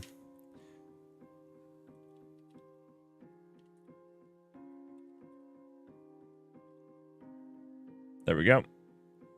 Almost misspelled it twice. Okay. My div... Look, I'm going to say this once. If the worst thing that you can complain about is this empty class in this HTML, I'll count it as a win. I'll count it as a win. You're not complaining about the class flex column while not even using Tailwind. Not even using Tailwind.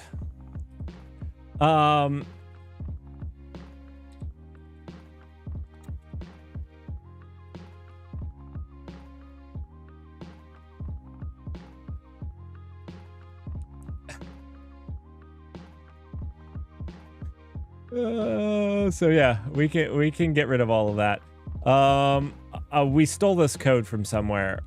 Oh no, the AI generated it with a bunch of Tailwind stuff, and I just kind of lazily deleted some of it. I just kind of deleted some of it. Togglebit, how are you doing today? Are you about to stream?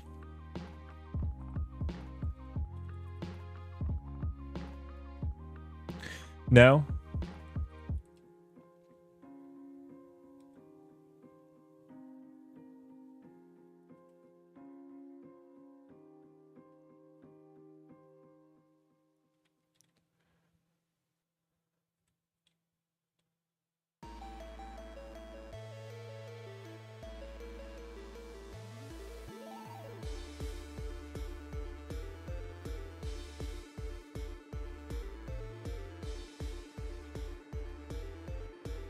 Yes, you can. I have them. Like I said, literally illegal. All right, look. You know what? I can't believe that we're making this better. We need to get back to the Rust. This is good enough and literally fine. We have a bunch of H1s because the AI decided H1s were the thing to use.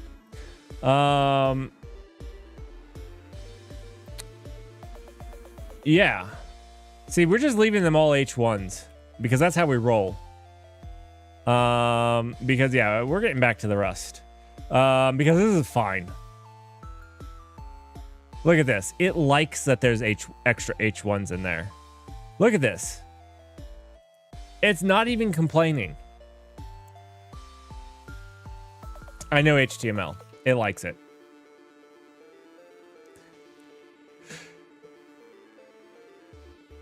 Calling this fine is a crime to UIs across the... You know that you make me almost want to make it worse. I'm so... Yeah. Some of my best friends are HTML.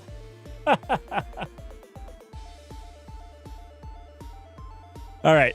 So what we need to do is actually make queues to support these two things. So like I thought, we need 2 queues.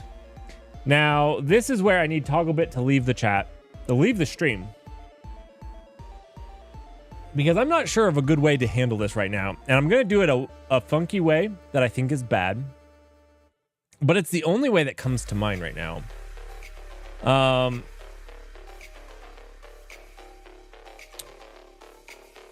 Okay, so Toggle, you should judge this. Okay? You should judge this because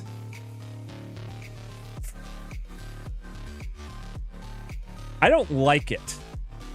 I don't like it. And I'm especially not going to like what we're doing now. We're basically going to have two queues. Thank you so much. There's your automatic follow. We're making it better right now. Hopefully better. Hopefully we're making that whole system better.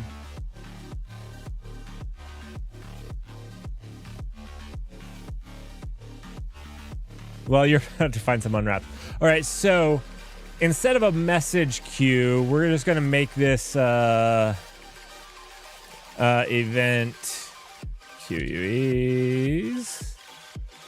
And this is going to have 2 queues in it, right? Maybe we make okay. Yeah, this is getting gross already. No, we don't need this. We don't need this. 1 second. Let's see.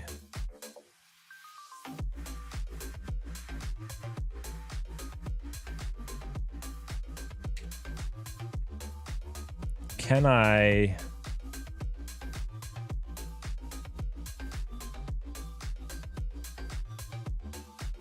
Okay, I don't remember how to do this. I do. I don't know if this works in a generic. Right? Can I do something like... Let me just try it. This is maybe stupid. I want to do something like events and then what is this going to be? This is going to be events and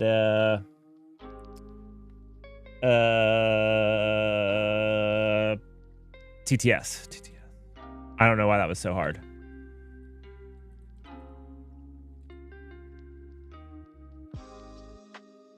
Apollo, what's up? Like this, and then we can do display message. Okay. Unclosed delimiter, maybe, possibly. I'm not counting. Who's counting delimiters? Obviously it is. Okay, yeah. I definitely missed this one. I'm not even sure this is legal. This might be more illegal than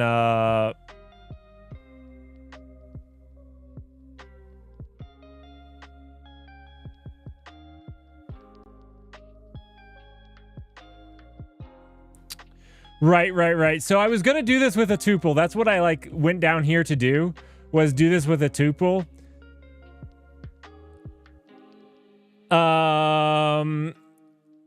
I was gonna make an actual. I was gonna actually make an enum for this with a tuple. But can I just do it with a named tuple like this? In the type? I didn't think I could do this, but maybe I'm misdoing it. Right. I wanted the named fields. I like the names. So that's what I think I need to just go and make a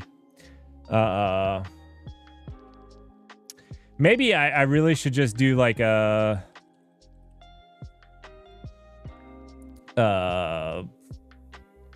I don't know what's clean for this. I'm trying to think of what would be the cleanest way to do this. If we do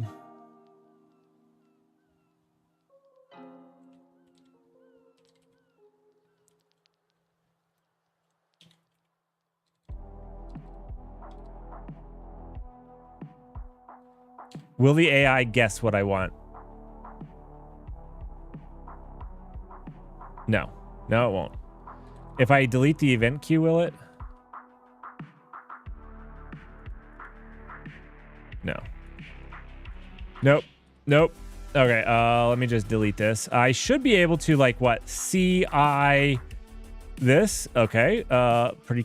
I actually want it around, probably. Probably want it around for that one. And then we could just do this. Is this the cleanest way? I felt like I could just do it all in this line. Protobuff it? Well, I know this works. Is this the cleanest way? Is this the right way?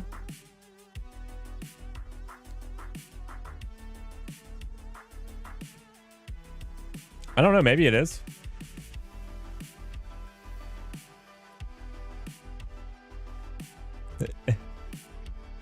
All right. So then we screwed all this up because it's now an event. Event queues.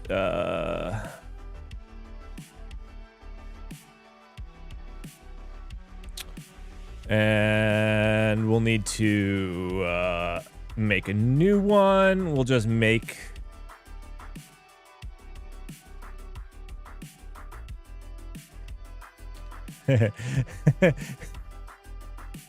Thank you for saying so far. That brings fondness. Yeah. Oh, wait.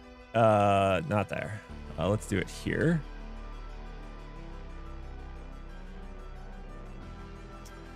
Yeah. Oh, Apollo, you picked up on it for now. We'll do an impl for the queues. I just want to do a new. Yeah. Wait. What did I? Oh. Impl. My bad.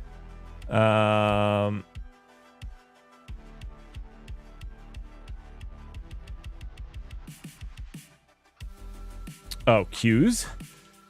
I was like, what did I? Okay. So we'll just do a new. That will make this easier. Right, when it starts up, the queues will be empty. So this is fine. No, not there. Ooh. And then we can delete all of this. So we'll do CI, no. CI that. And then queues new. Okay. So one thing, we don't need to worry about this right now because we don't have the ability on the back end, but we'll do this. To do need to fetch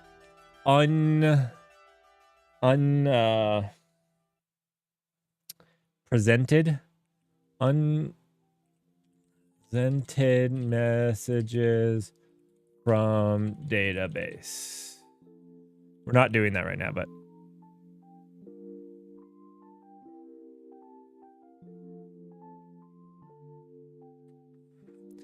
well, Toggle, that's kind of what I wanted to do. I basically wanted to put 12,000 of these items in these vecs and then run it on a single thread. That's what Rust does well, right? Single threaded. I've heard that it's amazing. Blazing fast.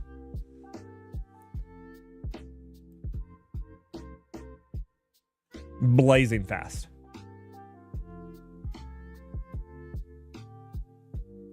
I was going to say... Togglebit, these hold the Twitch subscription. So if I'm holding 12,000, like if we're so backed up that there are 12,000 Twitch subscriptions, you know what? I'm not even mad that it's on a single thread.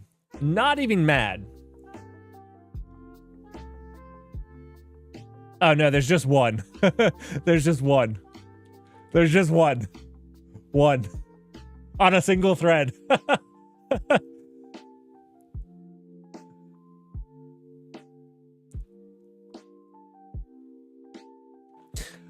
So basically what happened for anybody that don't know. So like this Saturday, We're going to have some things, but a few of the things I'm going to record these like videos online. And one of the things that happens whenever you hit that follow button, an AI generates a message for you. And that's super, super awesome. But when I'm doing these, and trust me, like I have a lot of stuff for these. So they're going to be good videos on Saturday. When I'm doing these though, I don't want the alerts to go. I don't want the sound to play. I want that to be, I want it to be quiet. So we've written our whole AI thing, AI populating Twitch event system, but the queue is on the front end and there's no way to stop it. There's no way to pause it and then play that queue after the video is recorded. So that's what I wanted. I wanted that functionality. So right now, you know, we have these two queues. These are the events. These are, these will be bits. And we'll have the ability to start and stop this queue. So basically, this is the admin panel of the Twitch alerts, and I'll be able to press stop, and I'll be able to do that. So that's basically what we're doing here, what we're designing. It won't be single-threaded just because the web service isn't single-threaded, but it totally could be single-threaded because it's just serving it to me.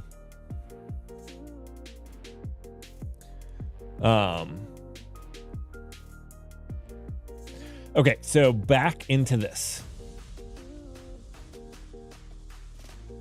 Okay, so what I was going to say is this. So I'm building this arc mutex around this queue because, again, we will interface with it between multiple threads. And then we're going to pass that as, let's see, what are we going to do? I don't think I've done anything with it. So we pass it here, which this is basically listening for the AI will send stuff to this.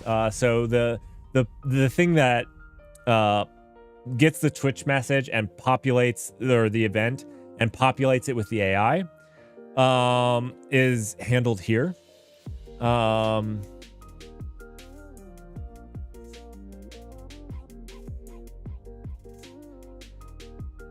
And then this is the Tokyo, or the web service.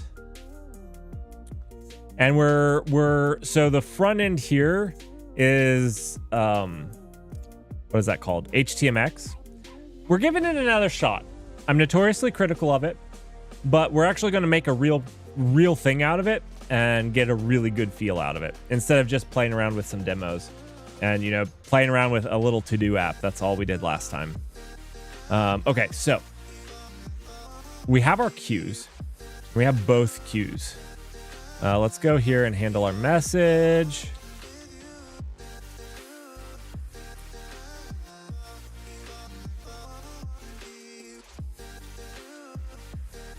This is where I also need to store if we've stopped the queue. So we need something that is constantly pumping the queue, but is also checking some stored state. So let's go and do another thing here. Let is message is event queue active. We'll default to true.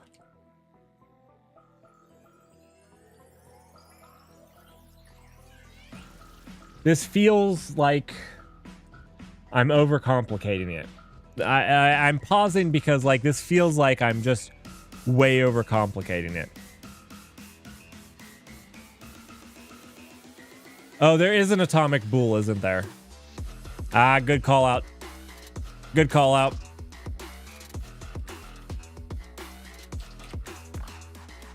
For those of you who don't know what an atomic is a thread safe by the ability to require one CPU option or CPU action which effectively means there can't be a race condition editing it. Because one thread is going to get there sooner than later, or than another. So you don't have to lock it and worry about memory corruption. It says it right here.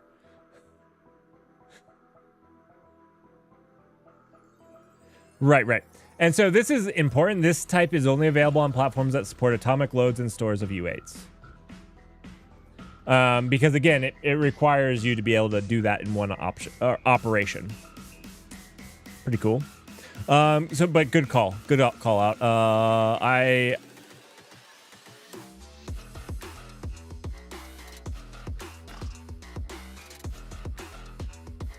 This is fine to put a static to, but I will need to mutate it, right? I'll need to change it. Right? So when I want to pause it, I gotta set it to false, right?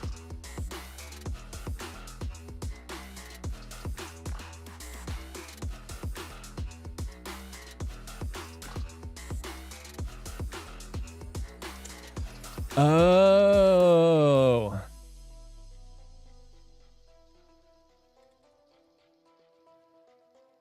You know what? I've never used statics in Rust. Except for stirs.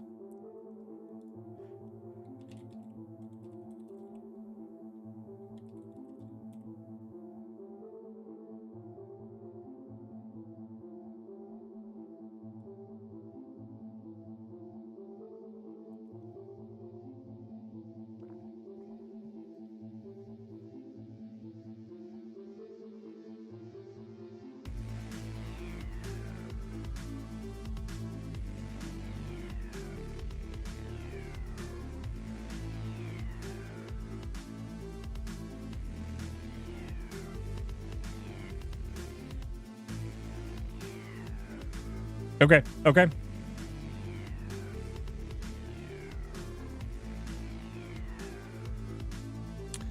I don't know.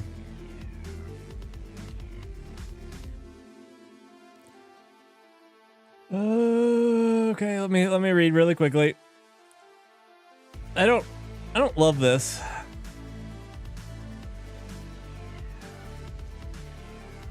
I guess it's fine.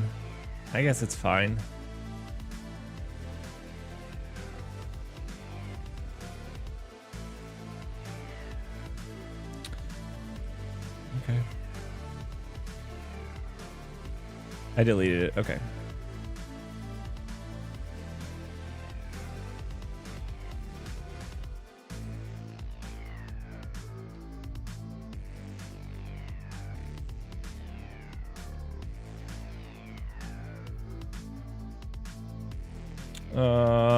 Well, I need this. It's that.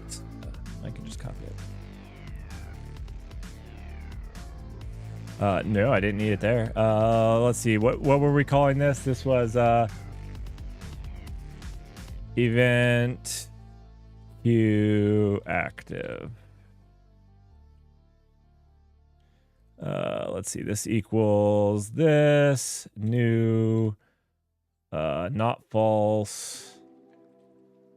True.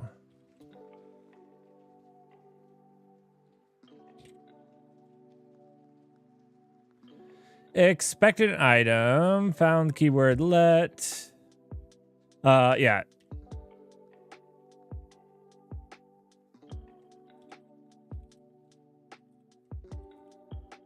Sorry. Let's see. Static variable. It should have upper. Okay. Yeah. Event QE active. Missing type for const or static. My bad.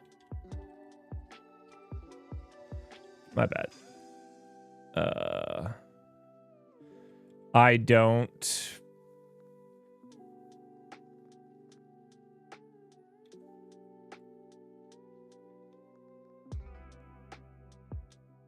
I have no idea what I'm doing. Let's Let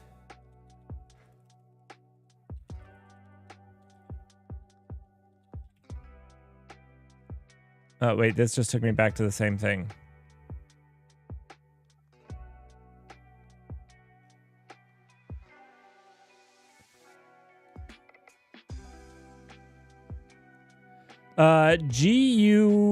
G capital U I W to make it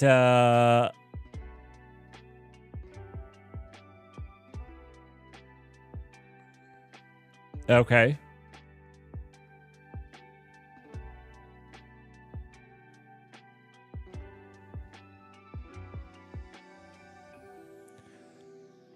I don't know what it's complaining about here. Well, I mean, I only put that because I thought it was upset, but I don't know why it's upset. Oh, do I have to? Oh, I have to give it a type. Oh. Okay. My bad. I think it was just asking for a type.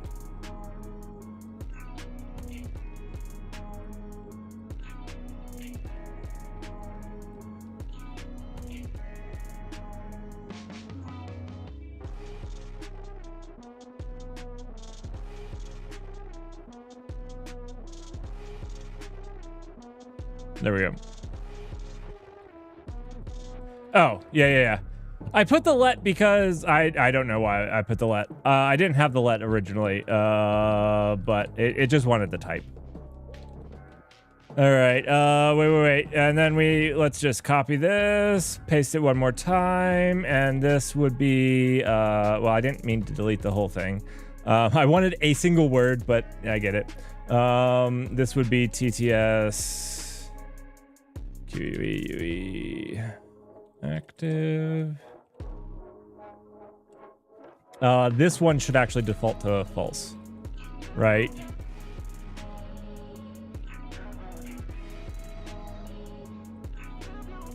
So we shouldn't have random TTS going.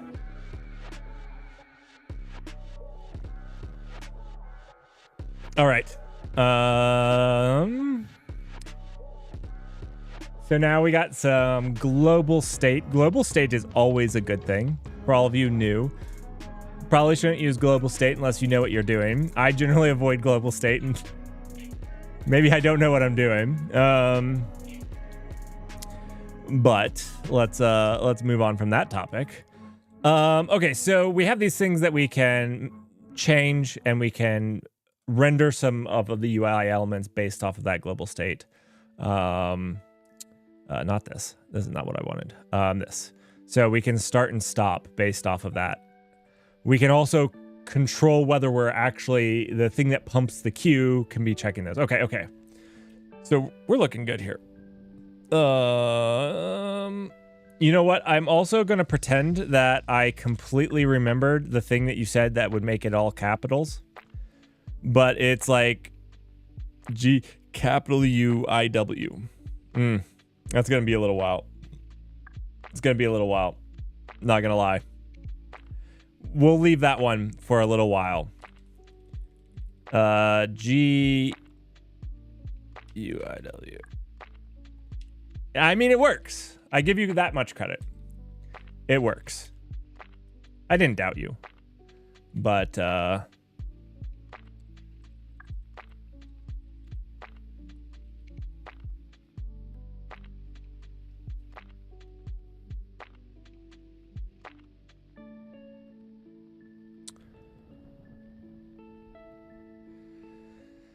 I was gonna say, like, I'm learning Vim, and I appreciate it Togglebit. I have so many more useful things to learn before that one, because that doesn't happen that often. And now that I've said that, I'll need it like 3 more times tonight. I know, I said it now I've doomed myself to needing it like 12 times. But, all right, so this would be, let's see. Let's rename. Code actions. Code actions. What are code actions? I learned the key combo for code actions. this last one. What are code like the LSP? Because I can rename this. What was the key combo? CA. Thank you, Sergeant Pepper. Not what I did. Not what I did at all.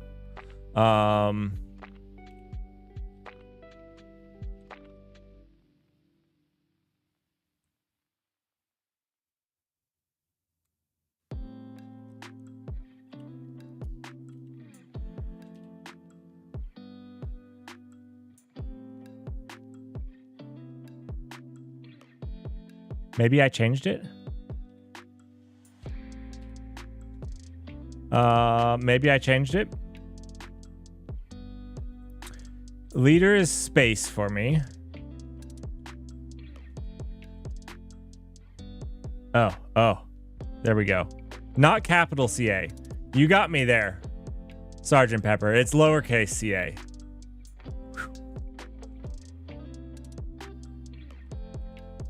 All right. Wait. Is there not rename? Is rename not one of the code actions?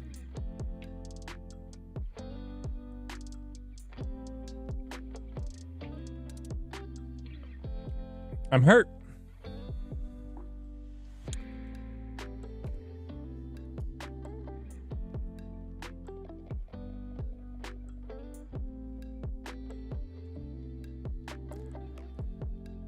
Vim rename variable under cursor.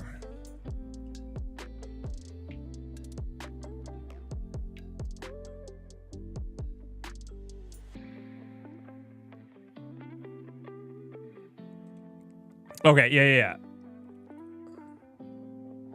Okay, thank you. That's what I needed.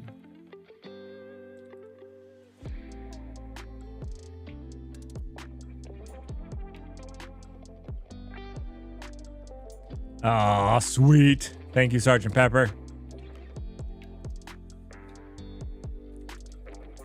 All right.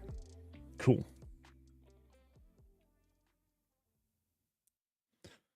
That's actually one I've been missing. That's a good one. Okay, so we have this now. Let's do this. This is not a message queue. This is an event queue.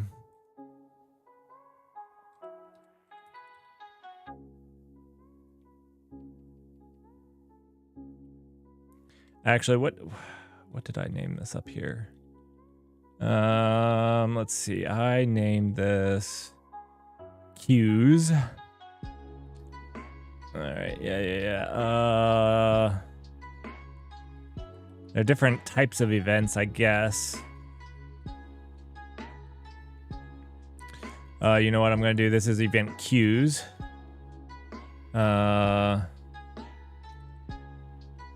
Not what I meant to type at all. Event queues, thank you. And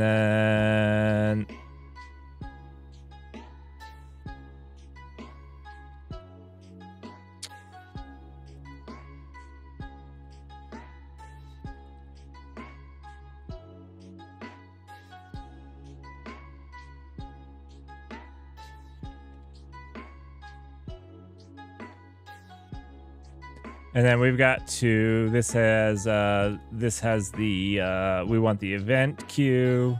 Oh, actually, we need to handle different types of messages. Yeah, all of these things that the AI is feeding us. Yes. I love when it gets really stuck on one thing and it's just like, this is the thing that we're doing. You know, this is... I ran out of ideas. I'm going to recommend you something, but I ran out of new things to recommend you, so I'm just going to recommend this one. So we need to basically check if this is a bits. You know what? We're not going to do that for right now. We're just going to... Actually, we're going to leave the to-do. And then we're going to push everything to the events queue. There we go.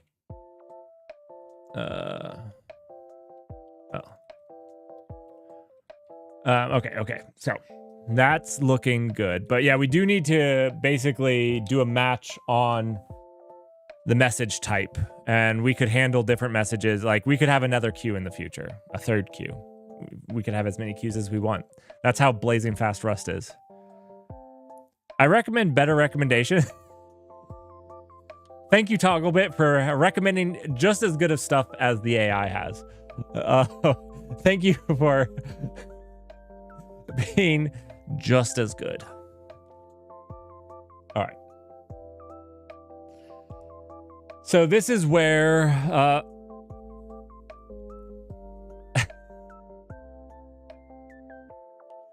what has chat devolved into?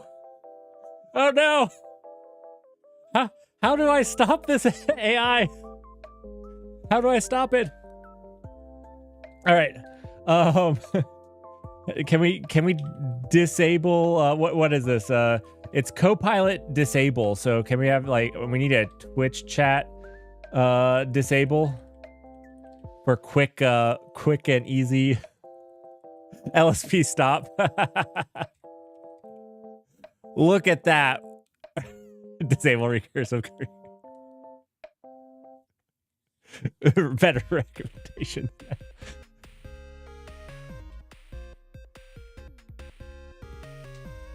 All right. Now we need to. Now that we actually have a queue, and whether we're actually doing anything with it, we need a way to pause it. And so yeah, let's.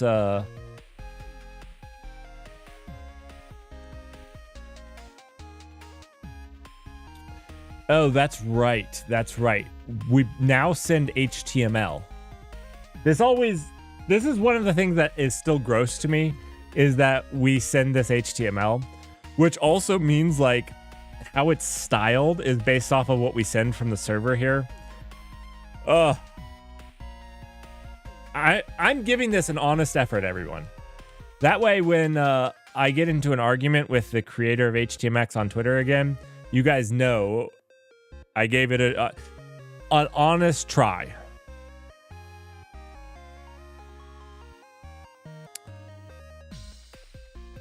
All right. So basically, we don't want to do any of this stuff here. We need to do this in something that's like pumping this queue. So I think that's where we actually need another thread that's just sitting. This one is supposed to be listening to messages, right?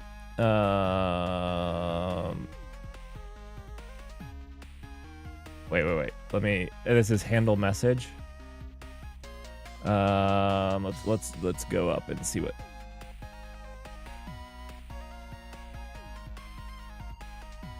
Yeah. So this is gonna be sitting right here. Basically, this loop is just gonna sit here, and that's what we want it to be doing. So we'll do something more like let's see.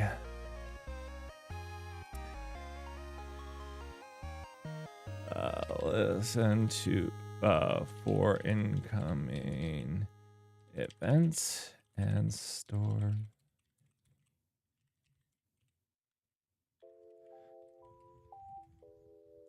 I suppose we could actually probably do it here, right? Like, it's only going to take a millisecond to pump the queue. Probably doesn't need to be a different thread. I was thinking it was going to be, we'll go down this path, but now that I'm thinking about it, we could probably just... The problem with this is going to consume this thread when you do the await, but I think you could do try receive. Try receive. Yeah, we could do try receive, which basically doesn't block. And basically, if it doesn't block, we can do something, but then you kind of have to wait or else you're going to thrash that thread. I feel like this is easier, although Togglebit, you correct me, Sergeant Pepper. All of you that have way more experience than me.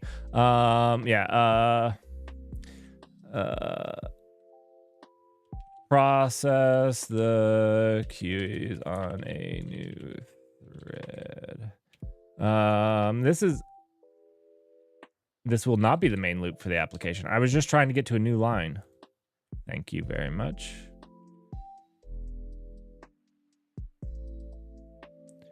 I don't know why sometimes the AI is as bad as it is.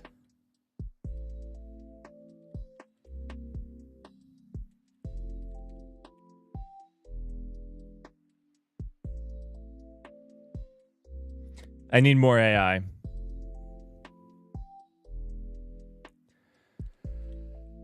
You know what, Togglebit? What I have learned is that people pretend to know more than me way better than I pretend to know anything at all. I'm just not very good at the pretending game. I suck at it. All right, I just accepted that. All right, I just was like, all right, let's go. Let's go.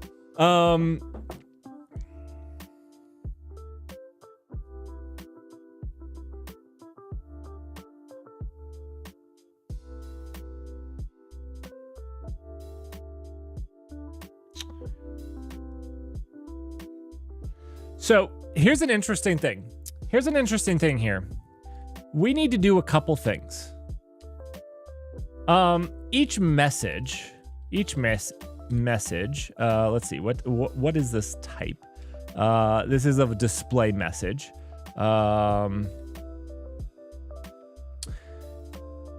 Each display message has an amount of time it's supposed to be being displayed, right? So I need to draw this out in my head, or I need to draw this out of my head. I need to put this down on paper to see it. That's what I meant. So when HTMX pushes something to the front end,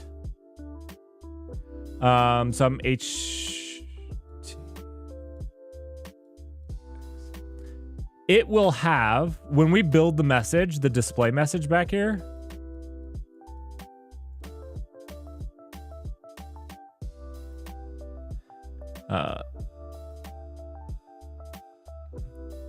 this has a calculated amount of time. They don't all get the same amount of time.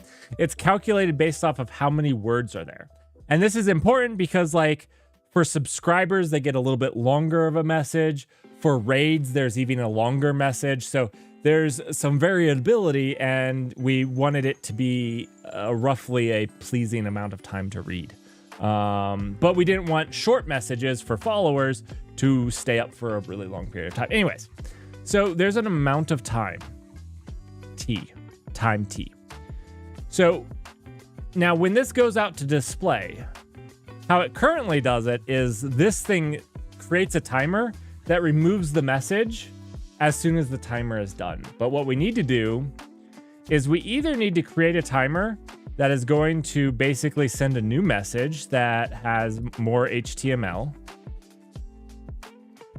that basically erases what's there back here.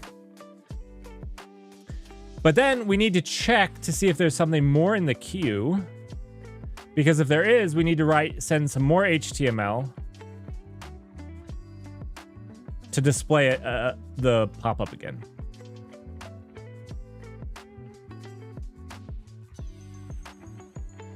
This clear is important because if we do like some animations and stuff, we want to make sure that like, it comes from a clean slate, I think. That's how it works, at least now, is it clears it and then it puts the event to check the queue into the render loop, which I think is the right thing to do here. So we kind of have to do this. Yeah, Dutch, animations. Can we align the text first? No. Text alignment doesn't get you more subs. Animations gets you more subs, okay? I thought knowing how much you know PMs, you would know how important animations were. You don't like...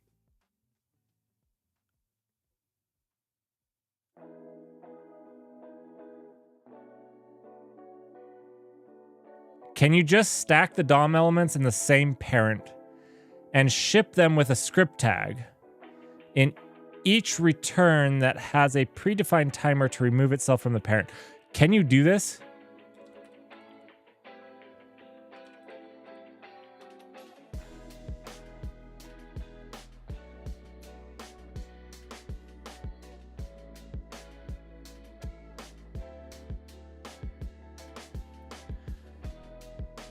HTMX trigger.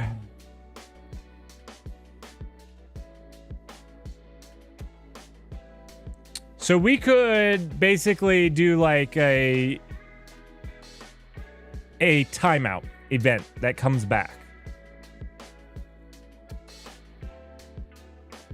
Okay, I like this.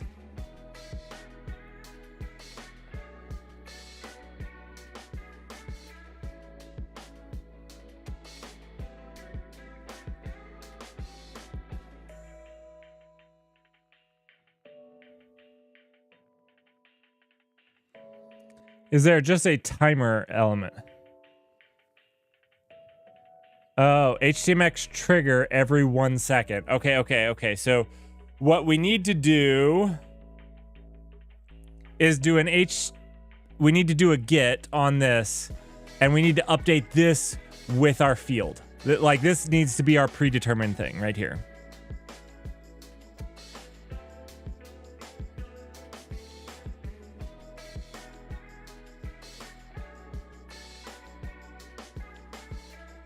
Sergeant Pepper, I get the gist of what you're saying. I don't quite. I think I got the idea though. So I think I'm gonna try this.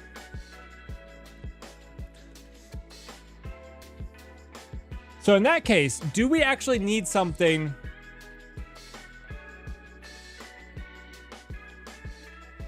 So I think I have. I think I have the thing that we need here. What I need to think about then, okay, so if HTMX is sending the thing back, so we've gotten rid of this, and HTMX will tell us that it's done, which is cool. But what we need to do still is every once in a while check this queue. Let's say every second. We need to sleep for a second and then check this queue. Because what happens is when this is the last one in the queue, it sends it back, and I check the queue and I say, well, there's nothing left in the queue. We're done. Basically, I need to keep checking that queue, but we don't need any extra. Okay, this is cool. This is cool. This will be good. Can use delete on swap also. Okay, so you're saying when this timer goes, I can delete it. So I don't have to send the new HTML to clear it. Okay. I'm brand spanking new to HTMX. Not brand spanking new, but like I haven't used all of the things, so this is good. Good learning.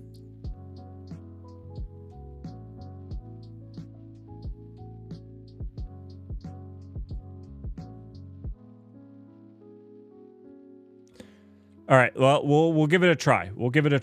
This sounds good. I like this. The HTMX swap allows you to specify the resource. Yeah, I know this one.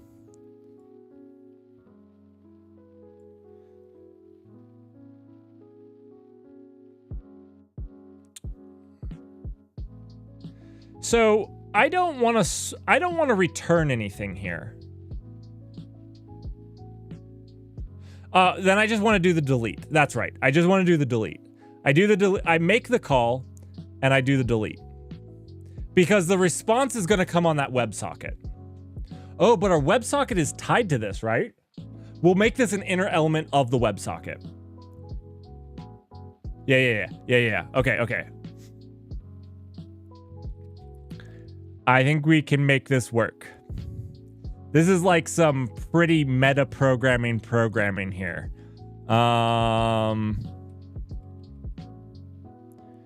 So instead of this, where we just swap in that whole thing, we need an outer thing and an inner thing, right? Because... oh, this is the inner thing, right? Because it's just swapping in the alerts. ID. But we don't want it to delete. So the problem is we can't have it delete alerts, right? Because then it wouldn't know where to swap in, right?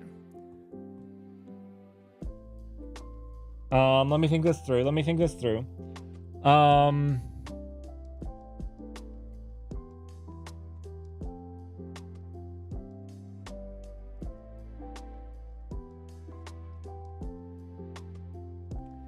No. I'm not turning into HTMX chat. I'm turning into... I don't know what I'm turning into. All right. So basically, I need to draw this out. Sorry. It helps me. I know this is painful. We have our alerts box here. Alert. We'll say div. We have our alert div here. And basically, we need this to stay. And this has nothing. And then we have like the alert box in it. And this out here has our WebSocket. And this has our, we'll call this like, we need an ID for this. Well, this is the ID alert.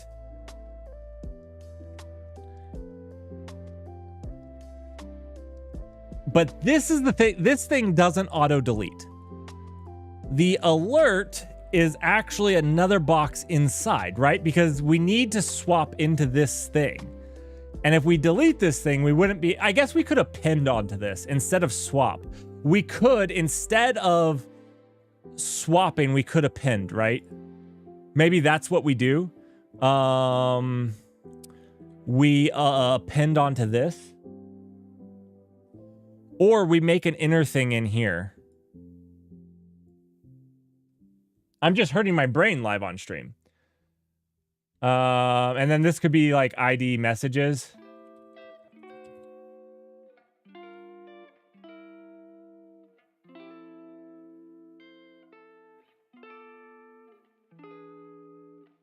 Swap is an append option and append is a swap option? Oh my dear goodness. I don't even know what that means. Oh, so not both of them is true? Oh goodness, that would be... Okay, so we can delete this and we can do this as an append option. So we can assume that there is no ID alert and we will append it. And as long as we do everything correctly, there shouldn't be another alert ID out there. Everything correctly. We're gonna have 2 or 3 alerts out there at one point because of a bug. I guarantee you. I guarantee you. Okay, so let's do this with the swap. Okay, so let's look at swap options. Let's look at HTMX swap options.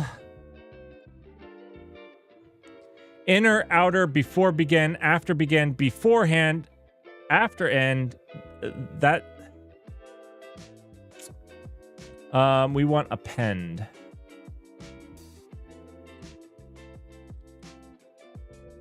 Does not append contents from response. Okay.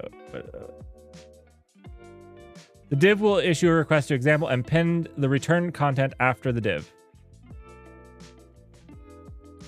Okay, so I just don't give an ID. Oh, okay. Okay. Wait, this is just appending it. It's not making it a child. So in this, and maybe I need to change my HTML.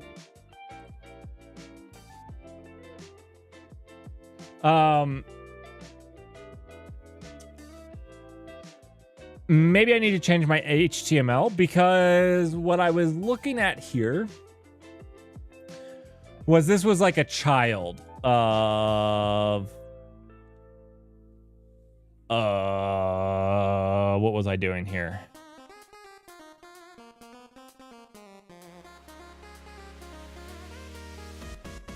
So we'll just do it on ID of notifications, right? Yeah. Oh, brilliant.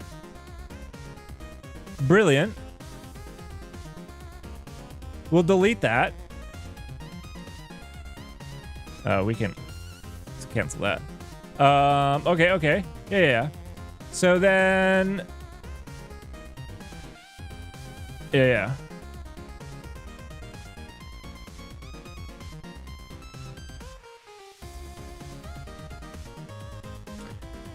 After end. Okay, okay.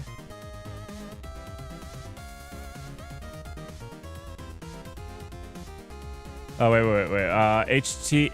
HX swap. HX swap is what I want.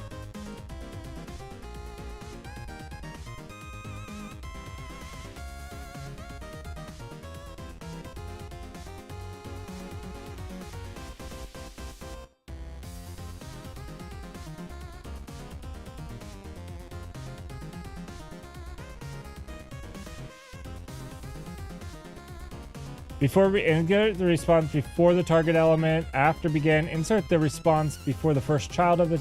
Before end, insert the response after the last child of the target element. After end, insert the response after the target element. So I want after end, and I want the target to be not alerts. How do I set the target? I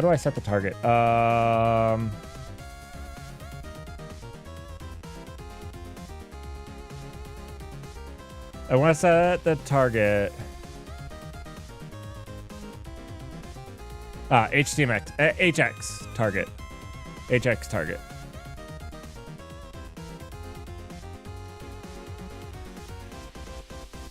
And this equals, what was it? Alerts. Alerts. Stop.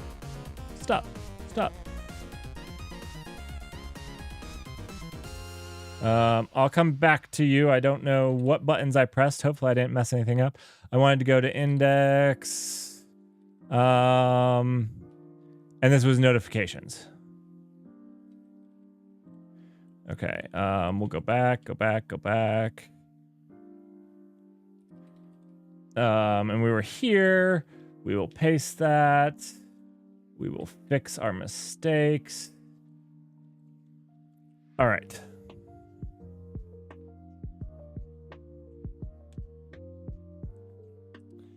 High probability, everyone,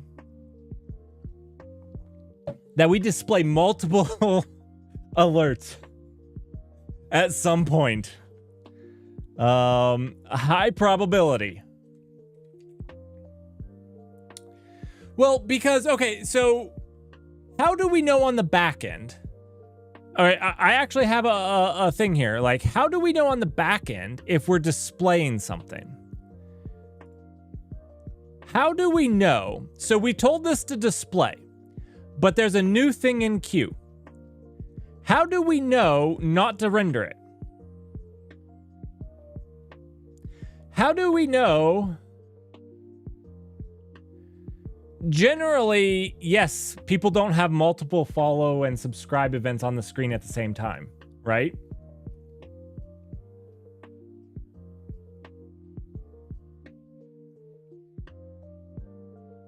So when we get this new one and we put it in the queue, so we throw this into the queue, how do we know that we don't just go ahead and display it, right?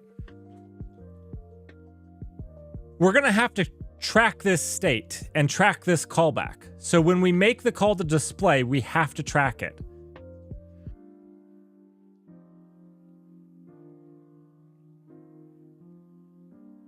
But this delay is variable. Right? It's a variable amount of time. This is gross. We need to come up with a better way than what I'm saying right now. It's the only thing off the top of my head that works, though.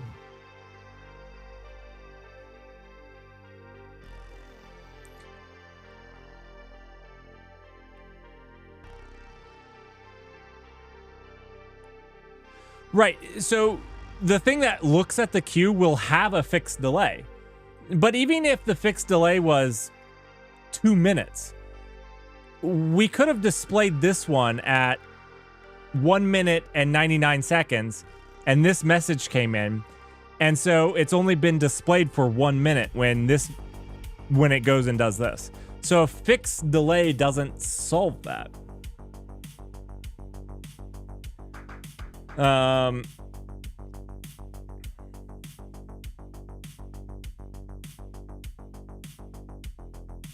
I don't think, unless if I'm misunderstanding what you mean by that. You may be onto something, and I'm just dented. So, I'm not going to worry about those tonight. I do think that I'm going to have to, when I display the message, I'll have to set a variable. And then I can unset it here. So that the thing that's looping over this, that's not what I meant to do. This. The thing that's looping over and checking the queue can check if we're actively displaying something.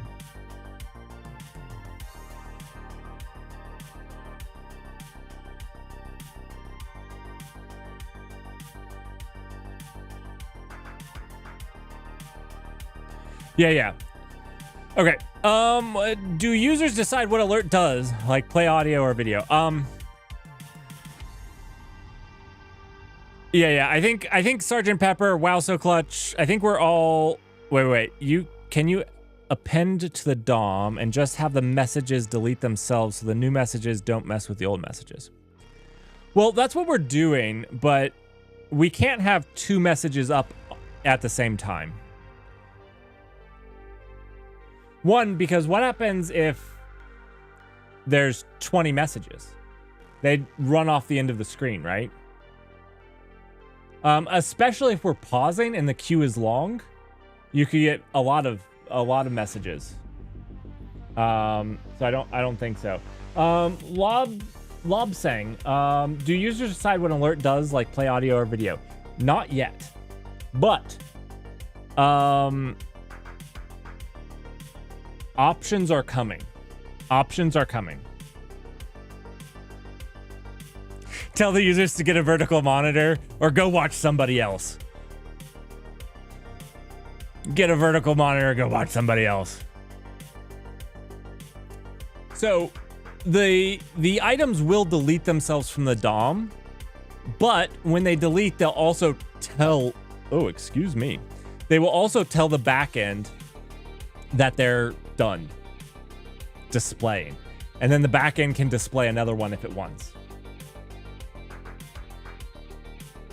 I think we're on to something, which probably means we need another static. It's got me a static for statics. Let's see. Static is displaying. That is triggering people. And I'm loving it.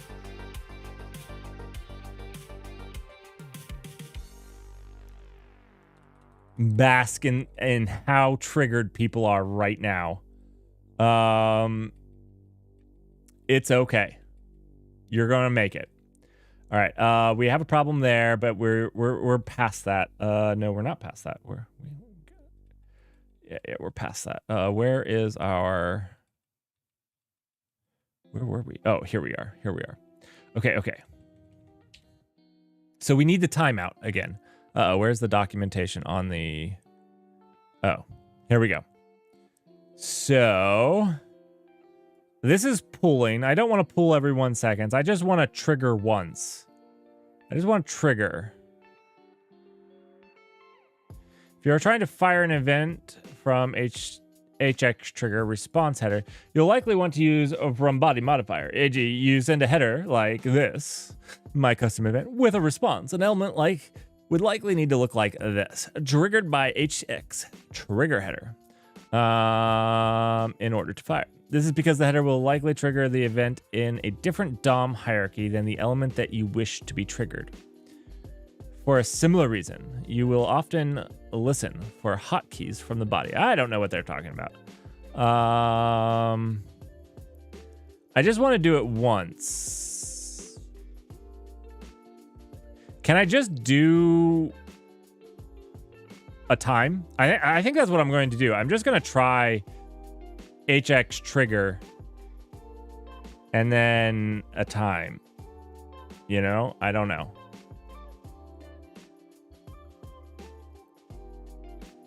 So when we post this,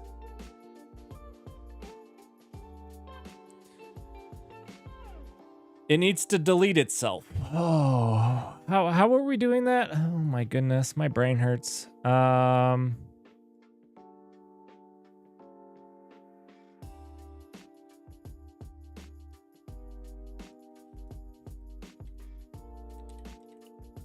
HTMX delete self.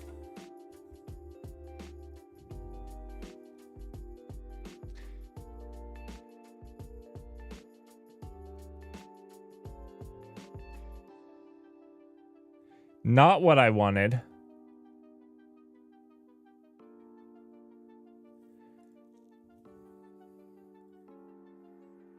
Well, let's work on the trigger. Okay, let's work on this meta programming in Rust. So we have HX trigger.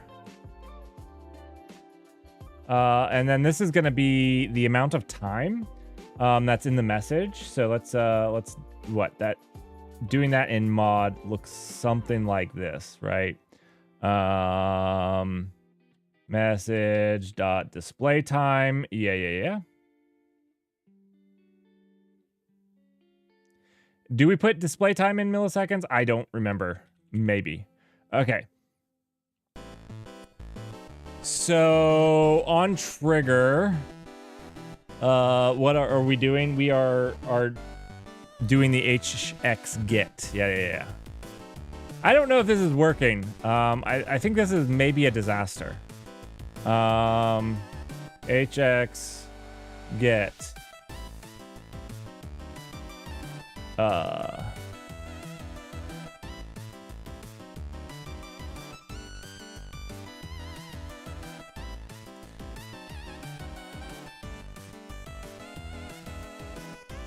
All right, this is a complexity that HTMX has that the other applications don't have.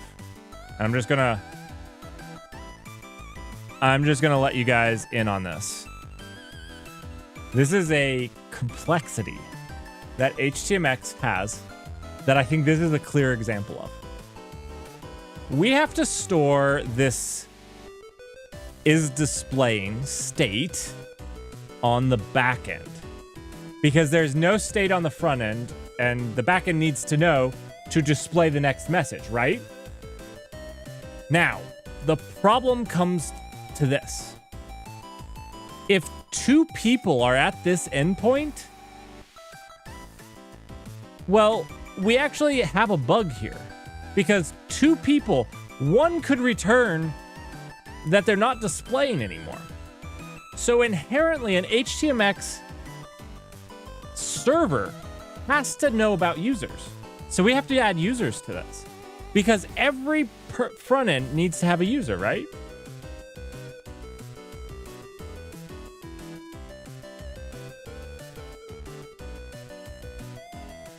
Wow, so clutch. Where are you reading that? Can you send me a link to that? Because right now this is a bug. This assumes that there's only one website looking at it, right? Whereas I need to actually keep an array of these for each connection.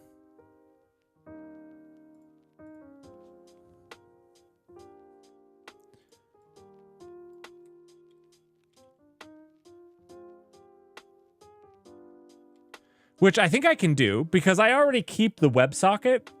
So I'll keep an array of them with the state, which is the connections that have been made. Let's go. You sent me a link. All right. HX swap. We were on this page before, I think.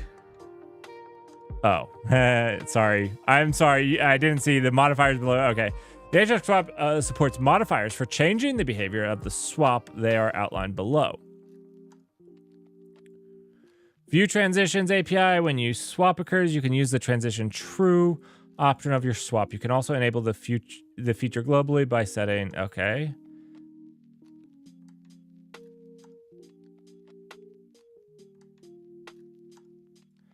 I don't need this.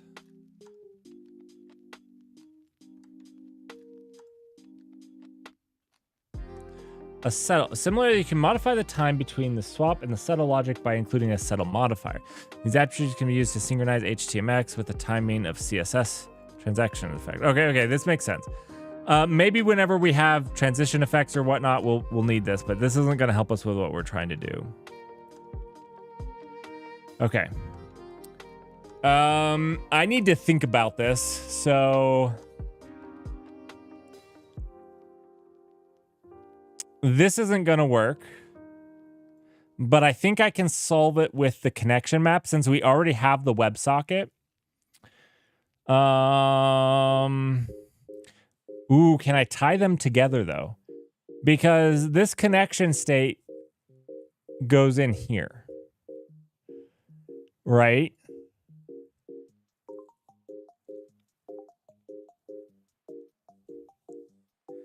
Can I separate those out?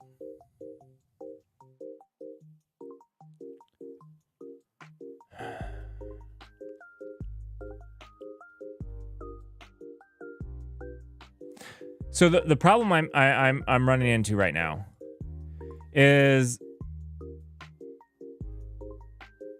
here's our backend. What if there are 3 people connected to my backend, 3 UIs?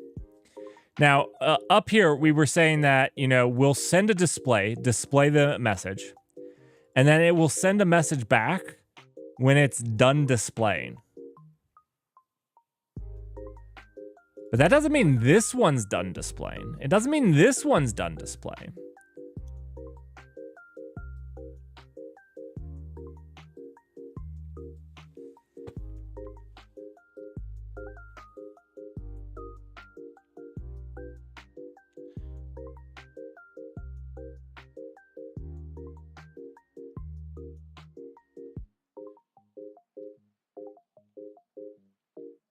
Maybe we can have this.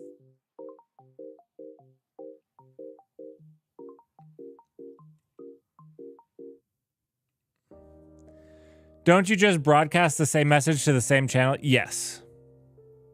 But there could be delays here, right? This one could not get it. Just because I sent these 3 at the same time, let's say this person's in India, this person's in Europe, and this is me.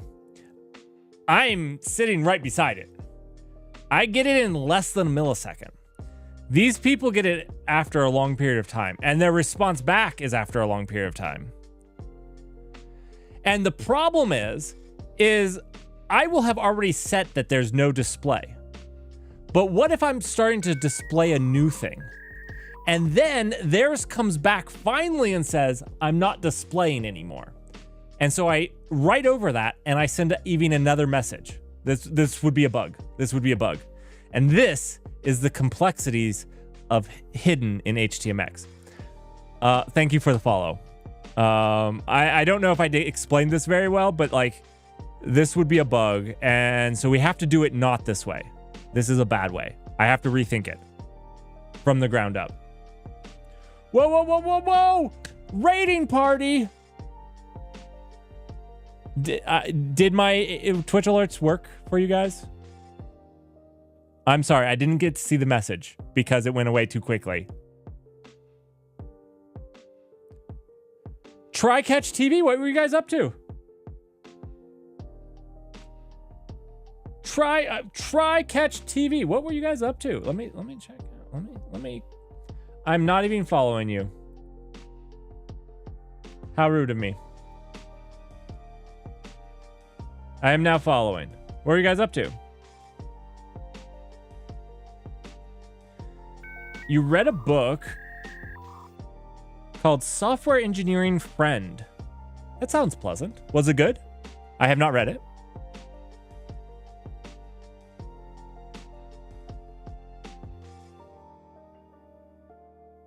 Thanks for the follow. We're actually working on this system right now. It's Twitch alerts powered by AI.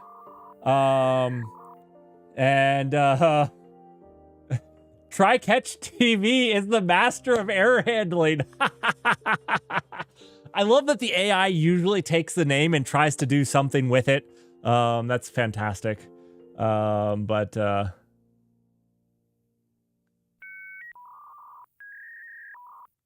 thank you so much. All right, so we were just thinking through an HTMX problem. So long story short, we're reworking our entire Twitch alert system because it had one major flaw. My goodness, English, hard language. It had one major flaw, and that flaw was the fact that we couldn't actually pause the queue. So this Saturday, I have some banger episodes coming out on, some distributed system ones, and we like to record them live to put them on my Bytes channel. And when I'm doing that, I want to pause alerts, but I can't pause them. So I can either disable them, and those people that do things during them don't get their alerts, or I can have them play through my video. So we're updating it to be able to be paused. One of the reworks is because of this pause, we want the pause to be on the server and not the client, because the client is running in OBS, and that would just be difficult to actually manage.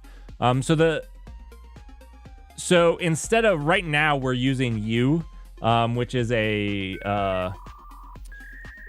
Rust web framework that uses Wasm. We're switching over to HTMX because we thought the idea was that since the queue now lives on the back end, we could drive the front end with HTMX. Now, I'm not an HTMX pro, but I am learning. Thank you so much for the follows, everyone. Oh boy, we're at 555. At 1,000 followers, I have a special stream I'm gonna do. Actually, I have a video I'm working on. So as you guys help me get there, it will be a fun video for my YouTube. All right. Let me clean up the errors in the code right now. And we have to think on this HTMX problem. So right now we have a problem that basically only one person can be looking at the HTMX or at the alerts, or there's a bug.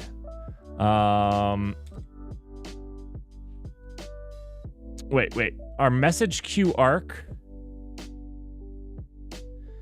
but it's an arc. Let's do this.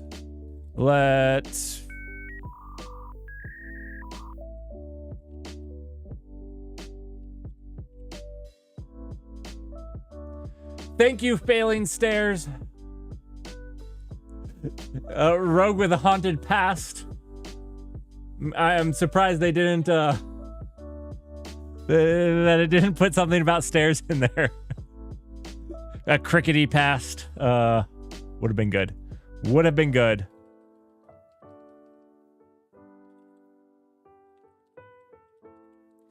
All right. That fixes that.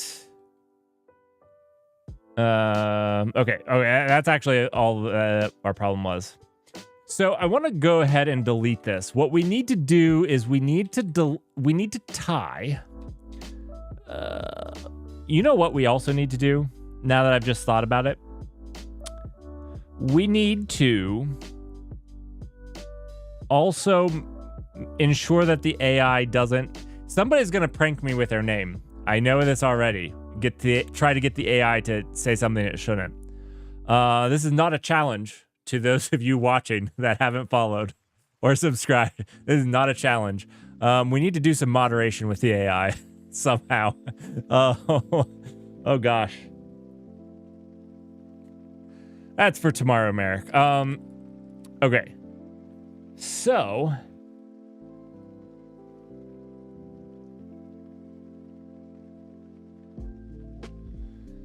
we need to tie. This is displaying cannot work how it is. We need to tie our connection state to this. Needs to be tied to that somehow.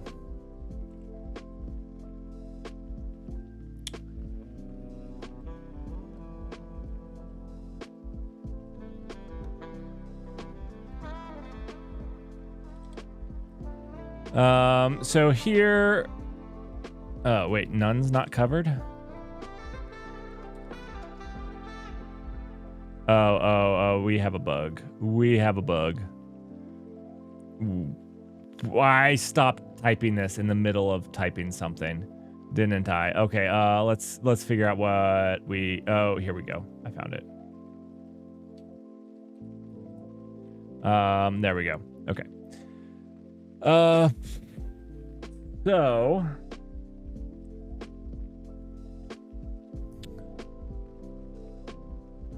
this is sending along the WebSocket. So this is one way we can identify a message, but this request that comes back isn't coming back via the WebSocket.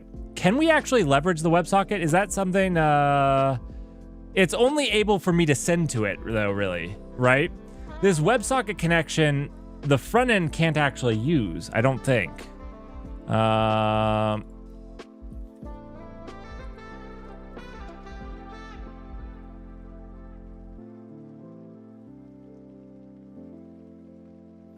I can just receive message. Oh, wait. Here we go. An example button, the from uses the WS send attribute to indicate that when it is submitted, the form value should be serialized as JSON and sent to the nearest enclosing WebSocket. Okay. So instead of, we figured this out, everyone. This isn't a big deal because we have a WebSocket connection. Instead of doing this, we do this right here.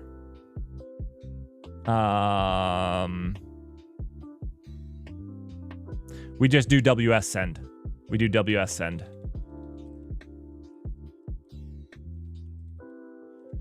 Right. What do we send? How does this work? I need an example. This is not an example. The form uses, I don't see a form. I don't see it.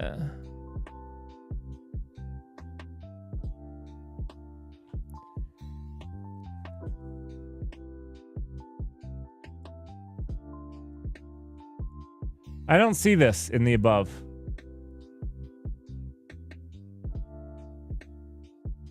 Am I missing something? Here's the form. There's nothing. There's no WS send. I don't see it. Scroll more up. Oh, okay. I see. Huh. I was like, what? I don't. Okay. Okay. So this will use this connection up here, the closest connecting one. And this will allow us to tie. Okay.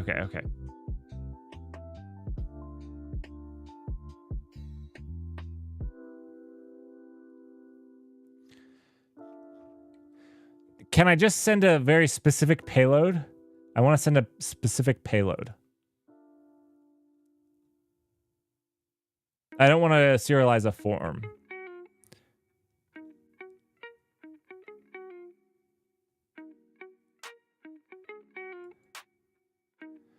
Good. Full exponential. That is what we want.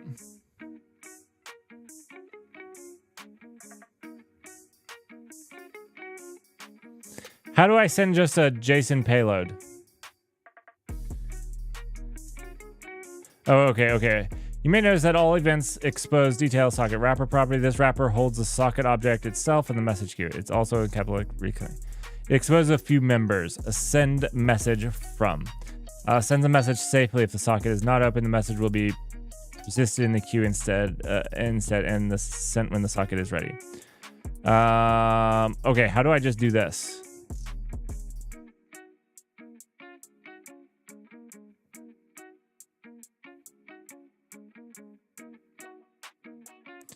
Oh, this is to mark any child forms. I don't have a form. Oh, this is migrating. Okay.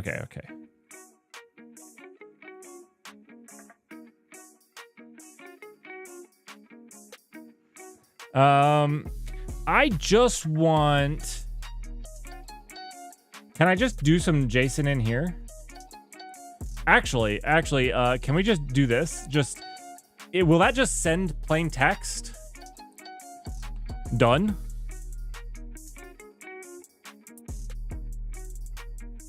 We're gonna find out.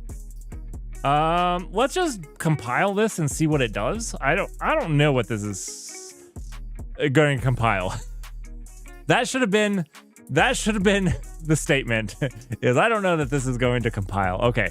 I missed this error.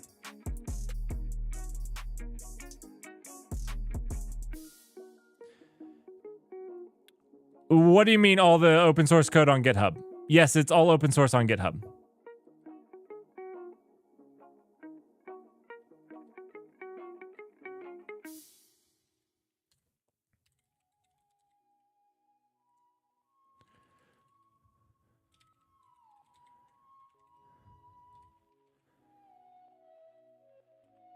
So, if you want these awesome Twitch alerts on your channel as well, you're more than welcome to run this.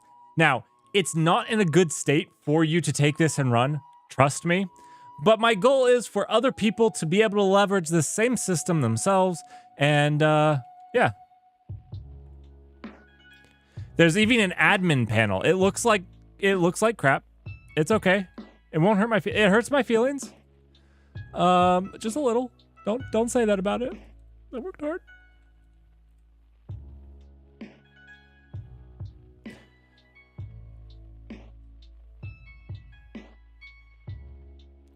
This is not the right thing. This is not swap in the display time. But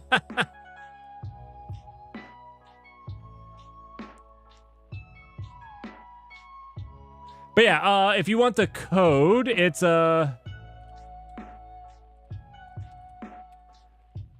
my code is there. We can we're definitely not quite there. GitHub, let's see. I have a bunch of stuff. We make a database as well, so it's just Twitch alerts. We'll have to come up with a cool name if people actually want to use it. It has 0 stars, so you know how much people like it. 0 stars. Okay, so we messed up. What was this? Yeah, let's just search for div. That should get us here. Okay, this did not.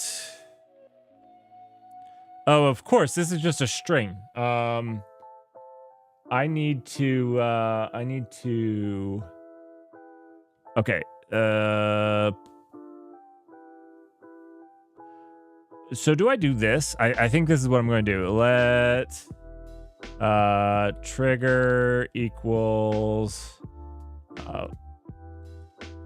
and then we'll just use, can we just use trigger here? Can we? I'm not sure. I think that's how you do that. No, it's not. That's what I'm getting told right here. Unexpected element. So let's see. Rust mod. I actually use VS Code too, just so you know we're all in the same boat. Let's see. Elements and attributes. Late January, early February, I don't remember exactly when. I decided I was going to learn NeoVim because I needed to learn Vim because I use Linux. And yeah, anyways, let me find where they substitute a value.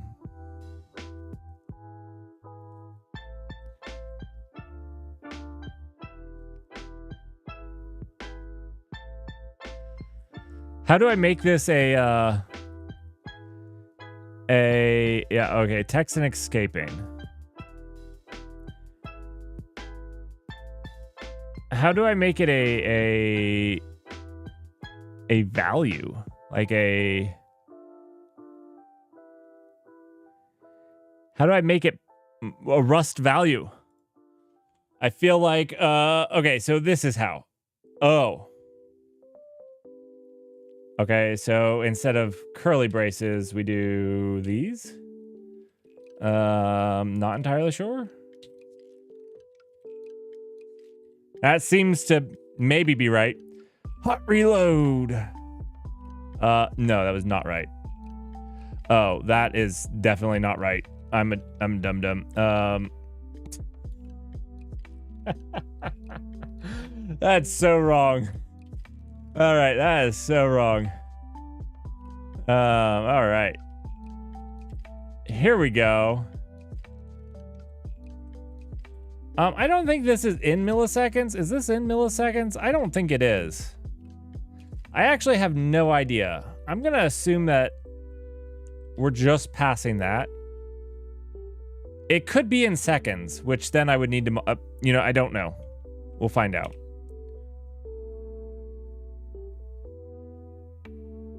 All right.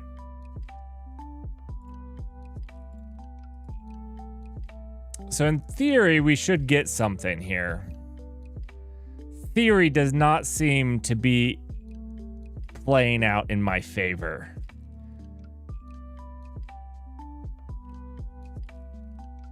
Theory does not seem to be playing out in my favor. We are getting a connection. We're sending this.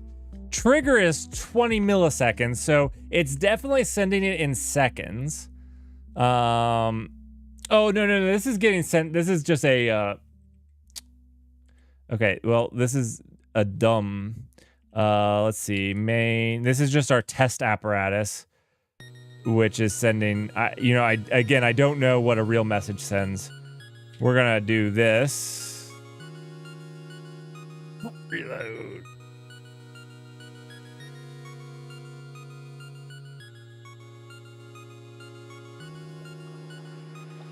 All right, let's see. Network.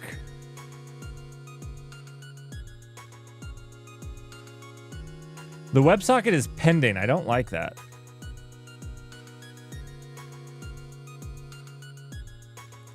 I usually send a hello world message in the console.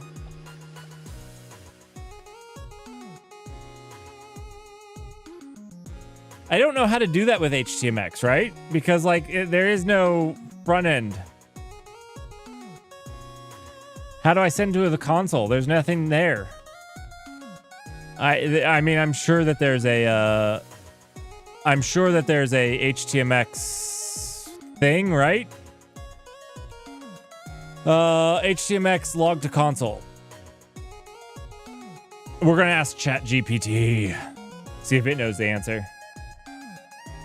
How to log to the console in HTMX. I should have spelled console right.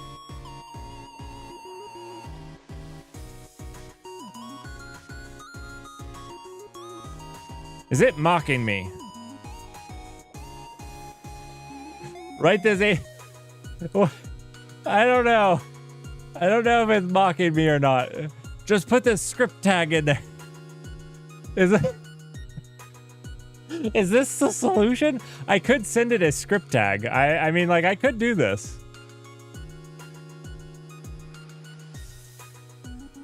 All right, I think it mocks me.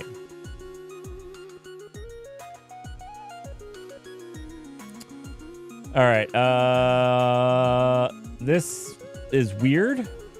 It does say a new connection. And if we hit refresh, we get a new WebSocket connection.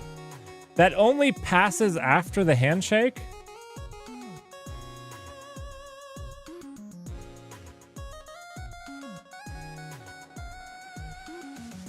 All right, let's look at, we did mess with this a little. Let's see.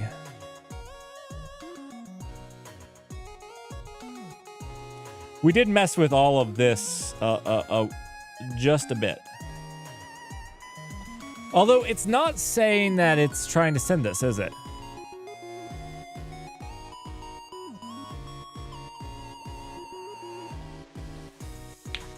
So it's not doing this part.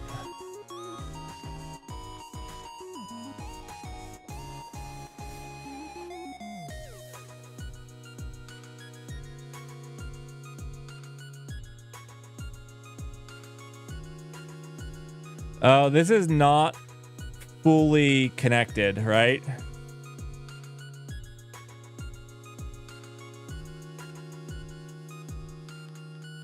I mean, it's about as connected as you can get. We could log something here. This is just, there's a little bit of this. The accept, I mean, this is really just wrapping the future of the messages. And it should fail and blow up, and it's not blowing up in our face. So, I mean, we could just print something here.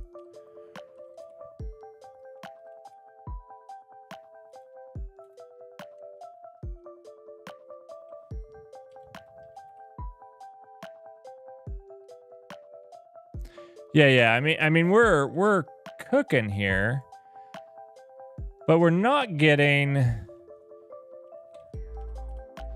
So I'm guessing I screwed something up here. Let's see. So I changed this stuff around.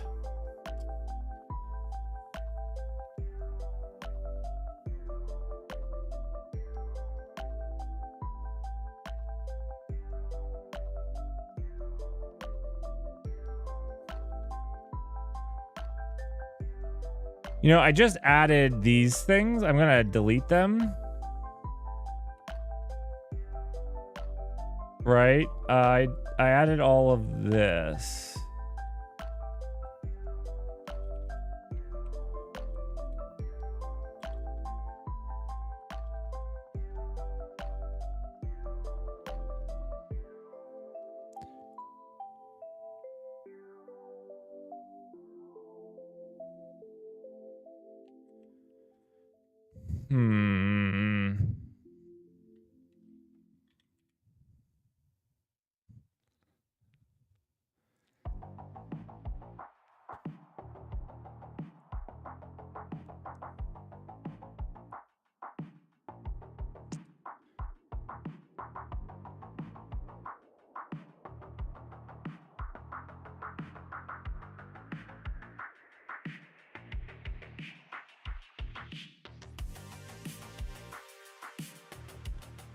We also added this loop, right?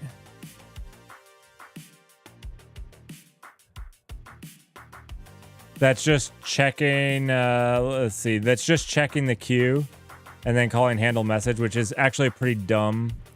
I mean, it will be needed in the future, but we can just comment this out. I know, I don't remember how to do multi-line, and my brain hurts. My brain hurts right now.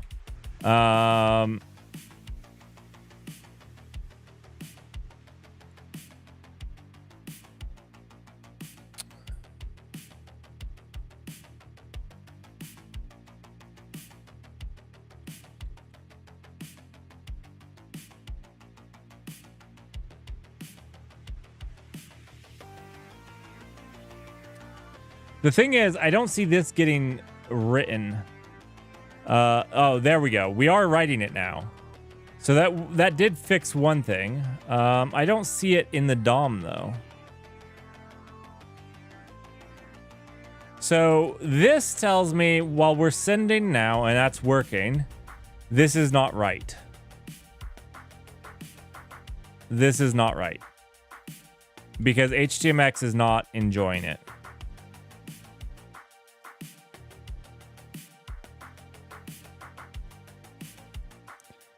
I have ID of notifications there. We have swap after end target notifications. Is the console saying anything?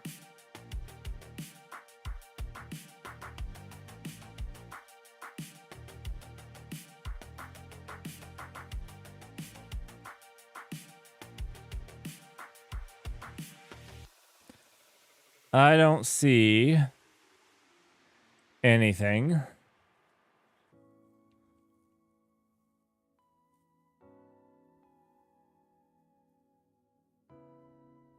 That's the Zen of HTMX. Yeah, it's the Zen, all right.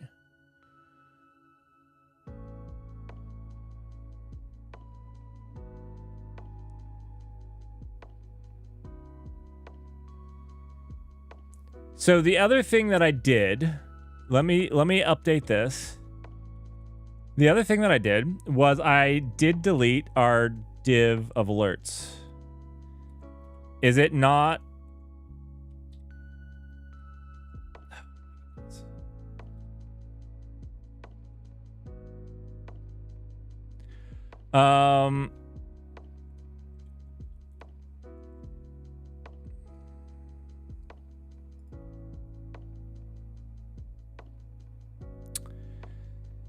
So it needs the alerts to be there.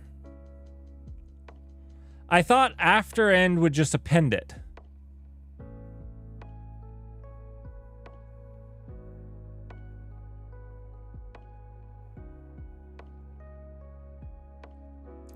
Now, am I getting a done? We need the alerts to not be there because I want it to delete the element off, like as soon as it's triggered and be done. Now, what I'm going to do, we're going to update this code to make it easier to follow, is our test apparatus, we're going to sleep for longer. We're going to sleep for 20 seconds. And we're going to display for 5 seconds.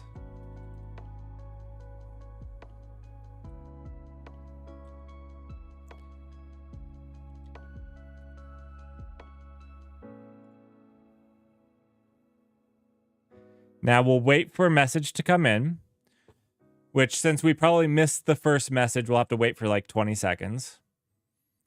And then it should display for 5 seconds and then call back to our server. Hello from HTMX. Okay, so we got the WebSocket. Now in 5 seconds, it should send something back to us.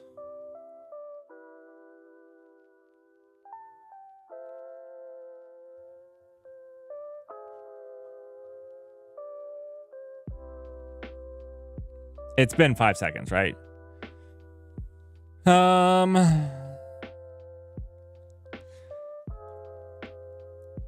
So we're not.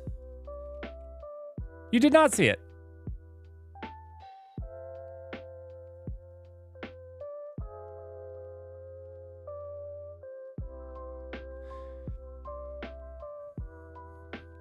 There's no receiving there. If it got something, let's see. No, not that.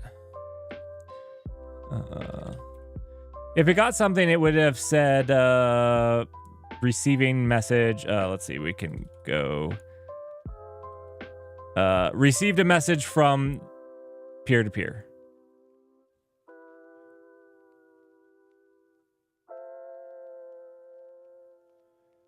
Yeah, it's fine. No, I don't see actually getting a message, which means our little. All right, so we're swapping alerts. HTMX swap OOB true. HTMX swap after end. Target notifications. WS send. So I don't need this target notification. You know what? What's HX swap OOB mean? Let's see. That's WebSockets, HX swap.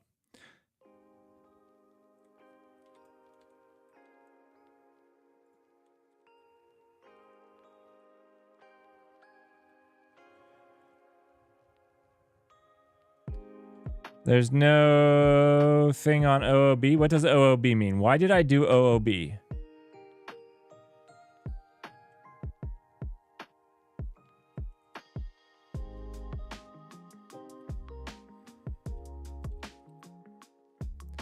The HTMX swap allows you to specify that some content in response should be swapped into the DOM somewhere other than the target that is out of band. This allows you to piggyback on updates and other element updates on the response. Thank you so much for the follow. A lone wanderer. I'm glad the lone wanderer came in. You need a family. We're here. It's the out of band. Allows you to piggyback updates to other elements on a response.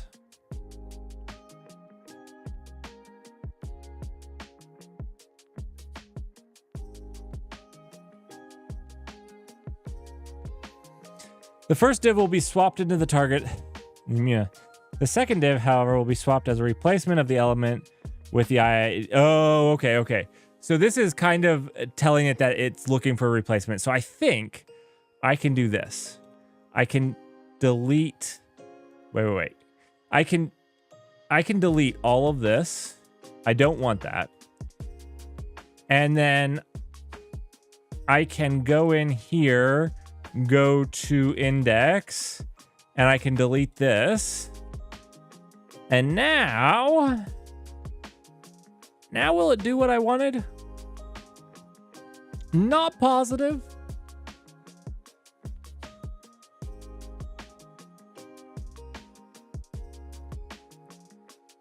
We gotta wait for that first message, that first sweet message.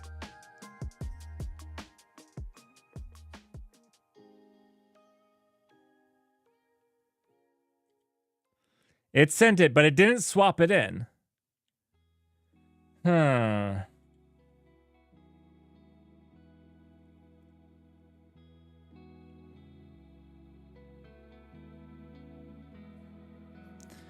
The div ID alerts. HX target, notifications, WSN none, HX trigger.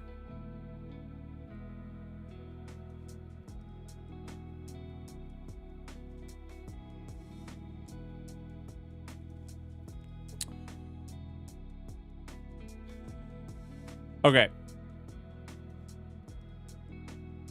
More HTMXing later. I have to go. I have a super busy day tomorrow. Let me tell you about my day tomorrow before I go really quickly. While I'm searching for somebody to raid, a legend to raid. If you guys have recommendations right now to somebody that deserves another 21 viewers, let me know right now. But I'm going to tell you my day tomorrow because it is crazy. First, I get up and I try to get 6 hours of work in before I have to go and photograph a wedding. Absolutely terrifies me. I'm not a expert wedding photographer. I've gotten roped into it now more times than I like to admit. I end up somehow photographing weddings as a software engineer. So, anyways, that's my day tomorrow. So I'm going to be super busy. Don't expect me on Discord, but go get on Discord. Let's see. There is the Quantum Apprentice who's doing that the movie tracker thing.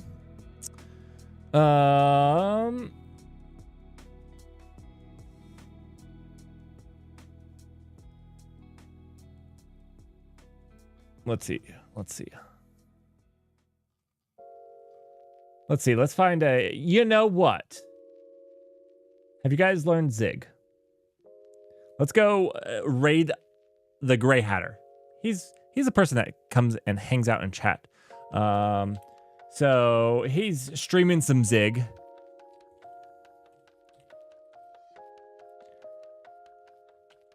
So go say hi. Give him some love. And yeah,